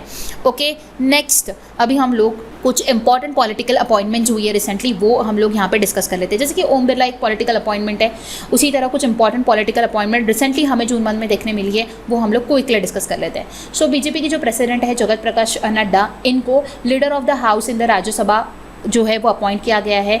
देन जैसे कि मैंने आपको बताया उड़ीसा के न्यू सीएम बने हैं मोहन चरण मांझी, ये आपको ध्यान में रखना है। प्रेम सिंह तमांग जो है वो सिक्किम के चीफ मिनिस्टर बने for the second time. TDP chief Chandrababu Naidu जो है इन्होंने ये आंध्र प्रदेश के चीफ मिनिस्टर बने for the again second consecutive term and deputy CM बने हैं पवन कल्याण। देन पेमा खांडू जो है वो अरुणाचल प्रदेश के तीसरी बार चीफ मिनिस्टर अपॉइंट हुए, 2016 से ये चीफ मिनिस्टर है अरुणाचल प्रदेश के। देन MLC अयना पत्राडू जो है ये बने हैं आंध्र प्रदेश के स्पीकर, आंध्र प्रदेश की जो असेंबली है उसके स्पीकर बने हैं सी अयना पुत्रुडू, तो ये आपको ध्यान में रखना है। देन तेसम पोंगटे जो है ये अरुणाचल प्रदेश असेंबली के न्यू स्पीकर अपॉइंट हुए हैं। Then Sanjeet Kharel sworn as a pro tem speaker of the Sikkim legislative assembly. Pro tem मतलब कि for the temporary, for the time being जिनको स्पीकर बनाया जाता है वो है संजीत खरेल जो कि सिक्किम लेजिस्लेटिव असेंबली के बने हैं। And Priyanka Jharkholi from Chikkudi became the youngest tribal woman to enter a parliament from an unreserved seat in Karnataka since independence. Priyanka became the first झारीकोली to ever win the Lok Sabha election. So यहाँ पे क्या बोला जा रहा है, प्रियंका झारीकोली जो है जो कि चिक्कोडी से बिलोंग करती है, ये एक यंगेस्ट ट्राइबल वुमेन है जिन्होंने पार्लियामेंट में एंट्री ली है। ओके, सो ये कुछ इंपॉर्टेंट पॉलिटिकल अपॉइंटमेंट्स है जो कि आपको ध्यान में रखनी है। ओके, बढ़ते हम लोग आगे और देखते हैं हमारा next question. Apart from the Narendra Modi who has been prime minister of India for the 3 consecutive terms after the promulgation of the constitution, that is Jawaharlal Nehru. Option D इस क्वेश्चन का करेक्ट आंसर रहेगा। मोदी जी कॉन्सिक्यूटिवली तीसरी बार प्राइम मिनिस्टर बने India के। So इनकी तो बात हमें पता ही है, बट इन्होंने किन्हें सक्सेड किया है, इससे पहले कौन ऐसे हमारे नेता थे जो कि कॉन्सिक्यूटिवली 3 बार प्राइम मिनिस्टर बने, that is Jawaharlal Nehru. Option D इस क्वेश्चन का करेक्ट आंसर रहेगा। यहाँ पे एक साइड में जो चार्ट दिया गया है ये प्राइम मिनिस्टर ऑफ इंडिया आप लोग देख सकते हो 1947 से लेके अभी तक के मैंने यहाँ पे मेंशन किए, अगर आप पढ़ना चाहते हो तो क्विकली पढ़ सकते हो। अभी हम लोग कुछ इंपॉर्टेंट जो लोकसभा का रिसेंटली इलेक्शन हुआ जून मंथ में, उसकी इंपॉर्टेंट कुछ की पॉइंट्स है, इसको डिस्कस कर लेते हैं क्विकली। जो लोकसभा के इस साल के इलेक्शन हुए वो हुए थे अप्रैल 19 से जून 1 तक। ओके, और इस साल का जो इलेक्शन था that is 18th Lok Sabha election, ये आपको ध्यान में रखना है। ये जो इलेक्शन हुआ ये 7 फेजेस में हुआ टोटल। ओके, उसके डेट्स भी मैंने मेंशन किए हैं। सो कॉन्सिक्यूटिवली तीसरी बार जो है नरेंद्र दामोदर मोदी जो है इन्होंने शपथ ली है। ओके, ये ध्यान में आया। एंड ये जो मोदी जी की जो शपथ ली जाती है, जो भी प्राइम मिनिस्टर की शपथ ली जाती है, ये आर्टिकल 75 ऑफ द कॉन्स्टिट्यूशन के तहत जो है ली जाती है। इन्हीं के साथ साथ 71 मिनिस्टर्स ने भी जो है शपथ ग्रहण की है, मोदी जी ने किया एंड उसके साथ 71 मिनिस्टर्स ने भी किया, जिसमें 30 कैबिनेट मिनिस्टर्स बने, 41 मिनिस्ट्री ऑफ स्टेट बने एंड 5 इंडिपेंडेंट चार्ज बने। Okay, so president Draupadi Murmu द्वारा इन सभी का जो है ओथ सेरेमनी जो है वो हुआ। ओके, एंड देन आपको बात की जा रही है यहाँ पे, जैसे कि क्वेश्चन हुआ कि मोदी जी जो है वो सेकंड पर्सन है आफ्टर पंडित जवाहरलाल नेहरू जिन्होंने कॉन्जिक्यूटिवली, ये बात ध्यान में रखिएगा, इस कॉन्जिक्यूटिवली तीसरी बार जो है वो प्राइम मिनिस्टर बने हैं। ओके, क्यों कॉन्सिक्यूटिवली मैं कह रही हूँ, क्योंकि अगर बात की जाए कि सबसे ज़्यादा बार अभी तक के कौन प्राइम मिनिस्टर बना है, दैट इज़ इंदिरा गांधी जो 4 बार प्राइम मिनिस्टर बन चुकी है। लेकिन अगर कॉन्सिक्यूटिवली बोला जाए तो कॉन्सिक्यूटिवली 3 बार पंडित जवाहरलाल नेहरू बने एंड सेकेंडली मोदी जी बने। ओके, सो जो नेहरू जी बने हैं वो पहली बार बने थे 1952 में, देन बने थे 57 में, देन बने थे फिर से 62 में। तो आप लोग यहाँ पे देख सकते हो फर्स्ट लोकसभा सेशन जो था 51 to 52 था, उस दौरान 52 में वो पहले प्रधानमंत्री बने थे। देन सेकेंड बार बने थे 57 में, 57 to 62 का कार्यकाल निभाया। देन 62 में फिर से वो पीएम बने 62 to 67। ओके, सो इस तरह वो 51 से लेके 67 तक वो 3 बार जो है प्राइम मिनिस्टर रह चुके हैं। ओके, सो ये था ऑल अबाउट लोकसभा इलेक्शन जो कि मैंने क्विकली आपको बताया। इसके साथ साथ आप सभी को एक और पॉइंट ध्यान में रखना है, कुछ फॉरेन लीडर्स थे जिन्होंने मोदी जी का जो सेरेमनी हुआ, ओथ सेरेमनी, उसको अटेंड किया है। तो आप यहाँ पे देख सकते हो टोटल 7 प्राइम मिनिस्टर प्रेसिडेंट जिन्होंने अटेंड किया। सो मालदीव्स के जो प्रेसिडेंट थे मोहम्मद मोइजू, इन्होंने अटेंड किया। देन श्रीलंका के जो प्रेसिडेंट है रनिल विक्रमासिंघे, इन्होंने अटेंड किया। बांग्लादेश की जो पीएम है शेख हसीना, इन्होंने अटेंड किया। भूटान के जो प्राइम मिनिस्टर है शेरिंग तोंगबे, इन्होंने अटेंड किया। मॉरिशस की जो प्राइम मिनिस्टर है प्रवीण कुमार जुगनॉथ। नेपाल के प्राइम मिनिस्टर पुष्प कुमार दहल प्रचंडा। देखिए ये उस समय नेपाल के प्राइम मिनिस्टर थे। राइट नाउ अगर आपको पूछा जाए, रिसेंटली ये अपॉइंटमेंट हुई है, रिसेंटली नेपाल के न्यू पीएम बने हैं KP Sharma Oli. Okay, but उस समय पे जो थे दैट इज पुष्प कमल दहल, तो इन्होंने अटेंड किया था। एंड सीशेल्स की जो वाइस प्रेसिडेंट है अहमद अफीफ। इन सारे फॉरेन लीडर्स ने मोदी जी का ओथ सेरेमनी जो है वो अटेंड किया था। इनको इनवाइट किया गया था फॉर द सेरेमनी। ओके, सो इससे भी क्वेश्चन पूछा जा सकता है, तो आपको ये स्पेसिफिकली अच्छी तरीके से ध्यान में रखना रहेगा। ओके, अगर हम लोग बात करते हैं, जैसे कि अभी हम लोग यहाँ पे लोकसभा इलेक्शंस की बात की जा रही है, यहाँ पे बात की जा रही है कि कितने मिनिस्टर्स ने ओथ लिया। तो जैसे कि मैंने आपको बताया कि मोदी जी के साथ 71 मिनिस्टर, अगर मोदी जी को इंक्लूड करते हैं तो 72 टोटल मिनिस्टर्स ने जो है ओथ लिया। तो उस दौरान 7 विमेन्स मिनिस्टर्स थी उसमें जिन्होंने ओथ लिया। ओके, सो वो 7 विमेन्स है, उसमें आपको ध्यान में रखना है, जिसमें निर्मला सीतारमन जो है वो कैबिनेट मिनिस्टर बनी, अन्नपूर्णा देवी जो है वो भी कैबिनेट मिनिस्टर बनी, और बाकी 5 आप देख सकते हो वो मिनिस्ट्री ऑफ स्टेट बनी है। एंड वो कहाँ से बिलोंग करती है ये भी आप ध्यान में रख सकते हो। सावित्री ठाकुर, नीमूबेन, रक्षा खड़से, शोभा, अनुप्रिया पटेल, ये मिनिस्ट्री ऑफ स्टेट जो है बनी है। एंड इन्होंने भी 7 विमेंस जो है इन्होंने ओथ लिया था उस दिन। उसके बाद अगर बात की जाए youngest and oldest member of the Modi cabinet, so Modi cabinet में यंगेस्ट और ओल्डेस्ट मेंबर कौन है? सो यंगेस्ट की बात की जाए तो के राम मोहन रेड्डी जो है वो यंगेस्ट है, वो 36 ईयर्स के हैं जिन्होंने जो है ओथ सेरेमनी लिया। आफ्टर स्मृति ईरानी जो है जिन्होंने 2014 में, वो 38 ईयर्स की थी, वो यंगेस्ट थी। बट अभी इस साल जो है 36 ईयर्स के जो के राम मोहन रेड्डी है, ये तेलुगु देशम पार्टी से बिलोंग करते हैं, ये यंगेस्ट एवर है जिन्होंने कैबिनेट मिनिस्ट्री में जो है ओथ लिया है। एंड ओल्डेस्ट की अगर मैं बात करूँ तो वो है जितिन राम मंजी जो कि 79 ईयर्स के हैं, इन्होंने भी ओथ जो है लिया है कैबिनेट मिनिस्ट्री में। ओके, सो ये भी आपको ध्यान में रखना है। एंड इन्होंने नजमा हेपतुल्ला जो थी, इनका रिकॉर्ड इन्होंने ब्रोक किया है। ये 74 ईयर्स की थी 2014 में जिन्होंने कैबिनेट मोदी कैबिनेट जो है ओथ लिया था। ओके, सो जितिन राम मांझी अभी 79 ईयर्स के और इन्होंने इस कैबिनेट में जो है ओथ लिया है। सो ओल्डेस्ट यंगेस्ट एंड विमेन का मैंने यहाँ पे बताया, आप ये ध्यान में रख सकते हो। क्वेश्चन कैसा भी बन सकता है, यू नेवर नो। ओके, मैं आपको जितना मैक्सिमम इन्फॉर्मेशन हो सके वो सारा डेप्थ में प्रोवाइड करती हूँ। आप सभी को पता है मैं जो करंट अफेयर्स प्रोवाइड करती हूँ मैं आपको इन डेप्थ प्रोवाइड करती हूँ। सारे क्वेश्चंस आपको पूरे मंथ के जो भी इंपॉर्टेंट क्वेश्चंस होते हैं वो सारे कवर अप किए जाते हैं with the extra important information. And उसी के साथ इंपॉर्टेंट न्यूज़ को कवर अप किया जाता है, वो भी सारी टॉपिक वाइज किया जाता है, सो दैट हम लोग एक पूरा कॉम्प्रिहेंसिव उस मंथ का प्रिपरेशन कर सके। ओके, सो अभी हम लोग कंटिन्यू करते, तो आप यहाँ पे देख सकते हो कि उत्तर प्रदेश से जो है सबसे ज़्यादा काउंसिल ऑफ मिनिस्टर को जो है रिप्रेजेंट किया गया है। सो उत्तर प्रदेश के 11 मिनिस्टर्स, देन बिहार के 8, गुजरात के 6, महाराष्ट्र के 6, मध्य प्रदेश के 5, कर्नाटका के 5, राजस्थान के 4, हरियाणा, उड़ीसा, आंध्र प्रदेश के 3, आसाम, झारखंड, तेलंगाना, वेस्ट बंगाल, केरला से 2, अरुणाचल प्रदेश, गोवा, जम्मू कश्मीर, दिल्ली, तमिलनाडु, उत्तराखंड, पंजाब एंड चंडीगढ़ से 1 ईच। सो ये काउंसिल ऑफ मिनिस्टर्स को जो है रिप्रेजेंट किया गया है ये सेरेमनी में, उस स्टेट से उतने मिनिस्टर्स को जो है रिप्रेजेंट किया गया, ये आप देख सकते हो। सबसे ज़्यादा हाईएस्ट रिप्रेजेंट किया गया उत्तर प्रदेश के मिनिस्टर्स को।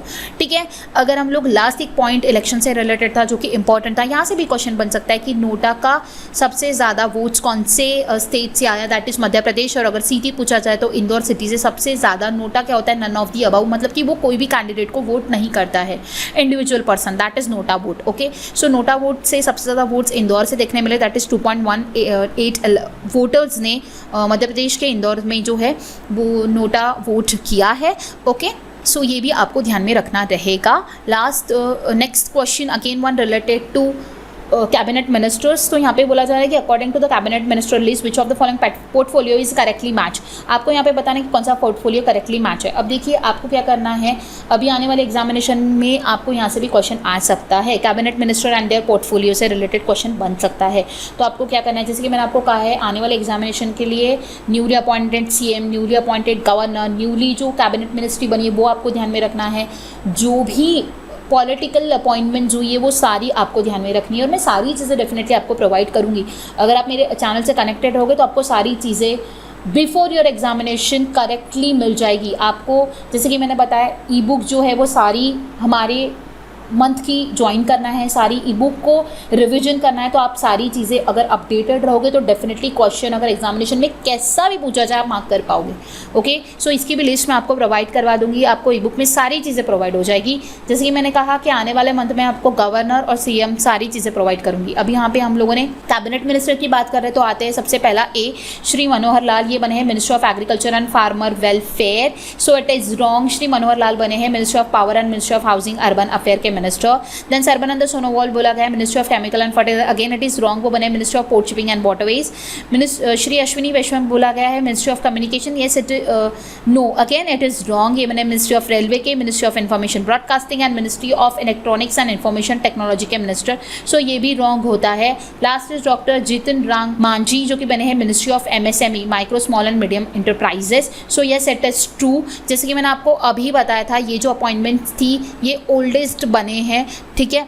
हम लोगों ने देखा था ये ओल्डेस्ट पर्सन है जो कि कैबिनेट में है, जितिन राम मांझी। सो ये बने हैं MSME के मिनिस्टर, तो ये आपको ध्यान में रखना रहेगा। तो यही यहाँ पे ट्रू है, इसलिए ऑप्शन ओनली डी जो है यहाँ पे इस क्वेश्चन का करेक्ट आंसर रहेगा, लेकिन ऑप्शन में अवेलेबल नहीं है।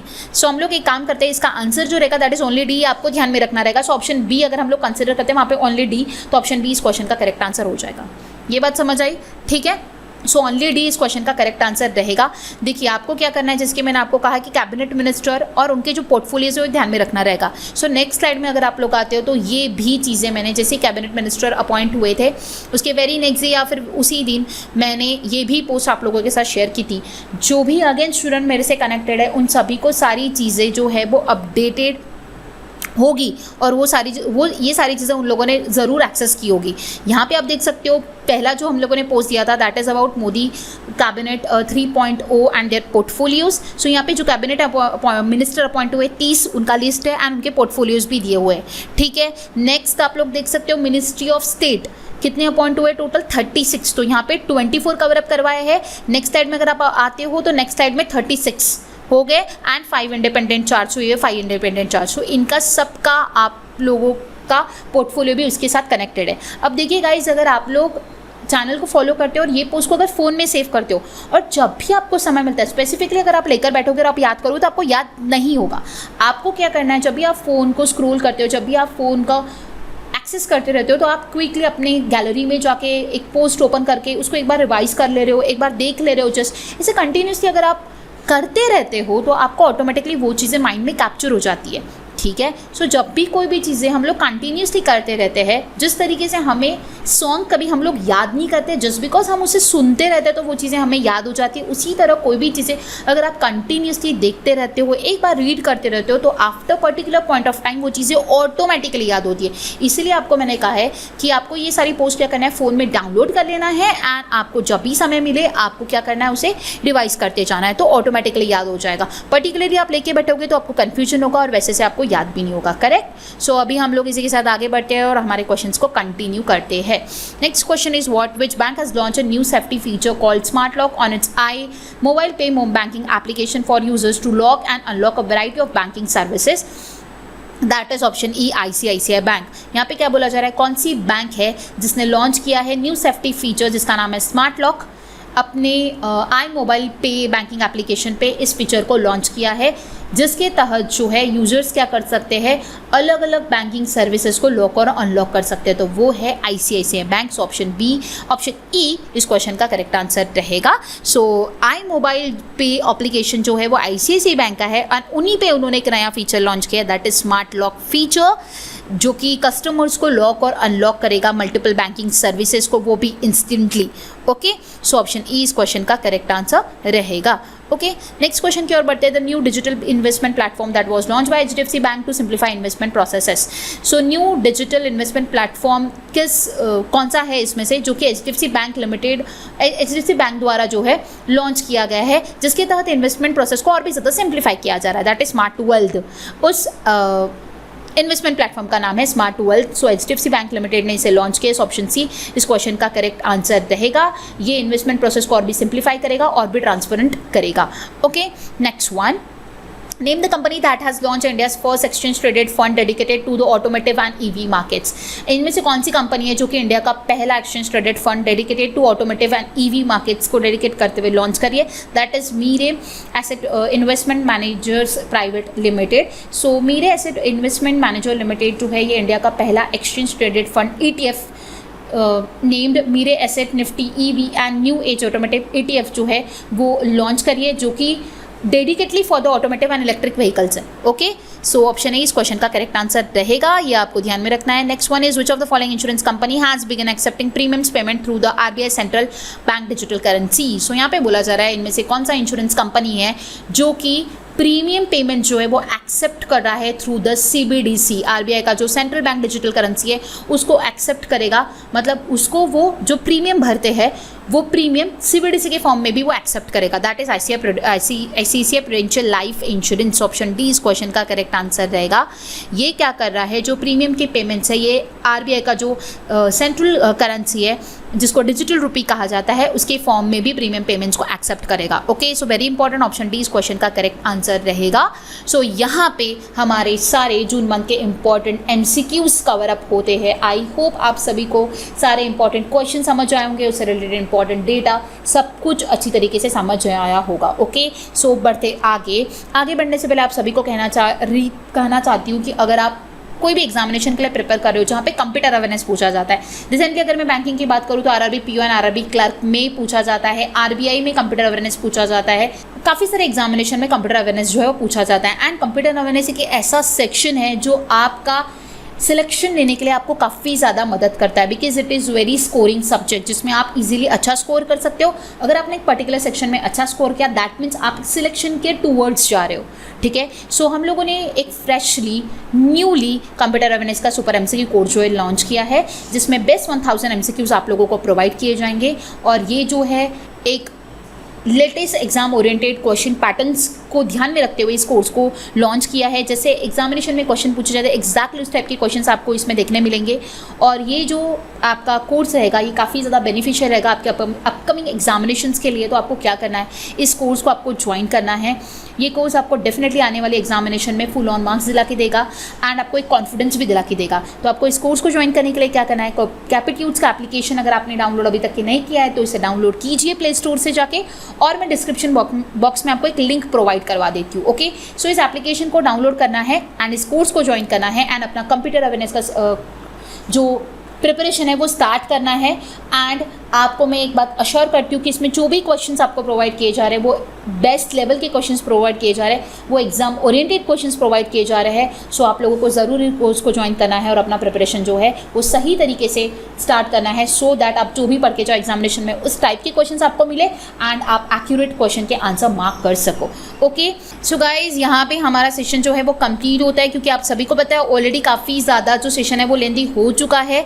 तो हम लोग क्या कर रहे हैं, इसका जो पार्ट 2 बनाने वाला है, पार्ट 2 में हम लोग सिर्फ और सिर्फ बुलेट न्यूज़ को डिस्कस करने वाले हैं। आप सभी को पता है इस मंथ में काफ़ी सारी इंपॉर्टेंट न्यूज़ थी एंड मैं कोई भी क्वेश्चन स्किप कर दूं ये पॉसिबल नहीं था, इसलिए हम लोगों ने क्या किया, इंपॉर्टेंट सारे क्वेश्चंस को डिस्कस किया, सारी इंपॉर्टेंट डेटास को डिस्कस किया एंड हमारा सेशन लेंथी हो चुका है। इसलिए हम लोग क्या कर रहे हैं, इसका सेकंड पार्ट बना रहे हैं। सेकंड पार्ट में हम लोग सारी बुलेट न्यूज़ के फॉर्म में इंपॉर्टेंट कैटेगरीज को डिस्कस करने वाले हैं। सो stay tune for the part 2 जिसमें हम लोग सारे इंपॉर्टेंट न्यूज़ को डिस्कस करेंगे। ज़रूर देखिएगा, उसे स्किप नहीं करना है, क्योंकि इसमें भी काफ़ी सारी इंपॉर्टेंट चीज़ें जो है वो डिस्कस की जाने वाली है, जो कि आपके एग्जामिनेशन के लिए each and every point important है। Okay, so stay tune for the next session. अगर आपको आज का सेशन पसंद आया तो इसे लाइक करना है, अपने ज़्यादा से ज़्यादा फ्रेंड्स के साथ शेयर करना है, चैनल को सब्सक्राइब करना है। जैसे कि स्टार्टिंग में मैंने आपको कहा, अगर आप इसके ई बुक एक्सेस करना चाहते हो तो ऑलरेडी मैंने अपलोड कर दिया है, तो आफ्टर दिस सेशन आप ई बुक को जाके गो थ्रू कर सकते हो। सो गाइज मिलते हैं नेक्स्ट सेशन में। Thanks for watching and have a nice day.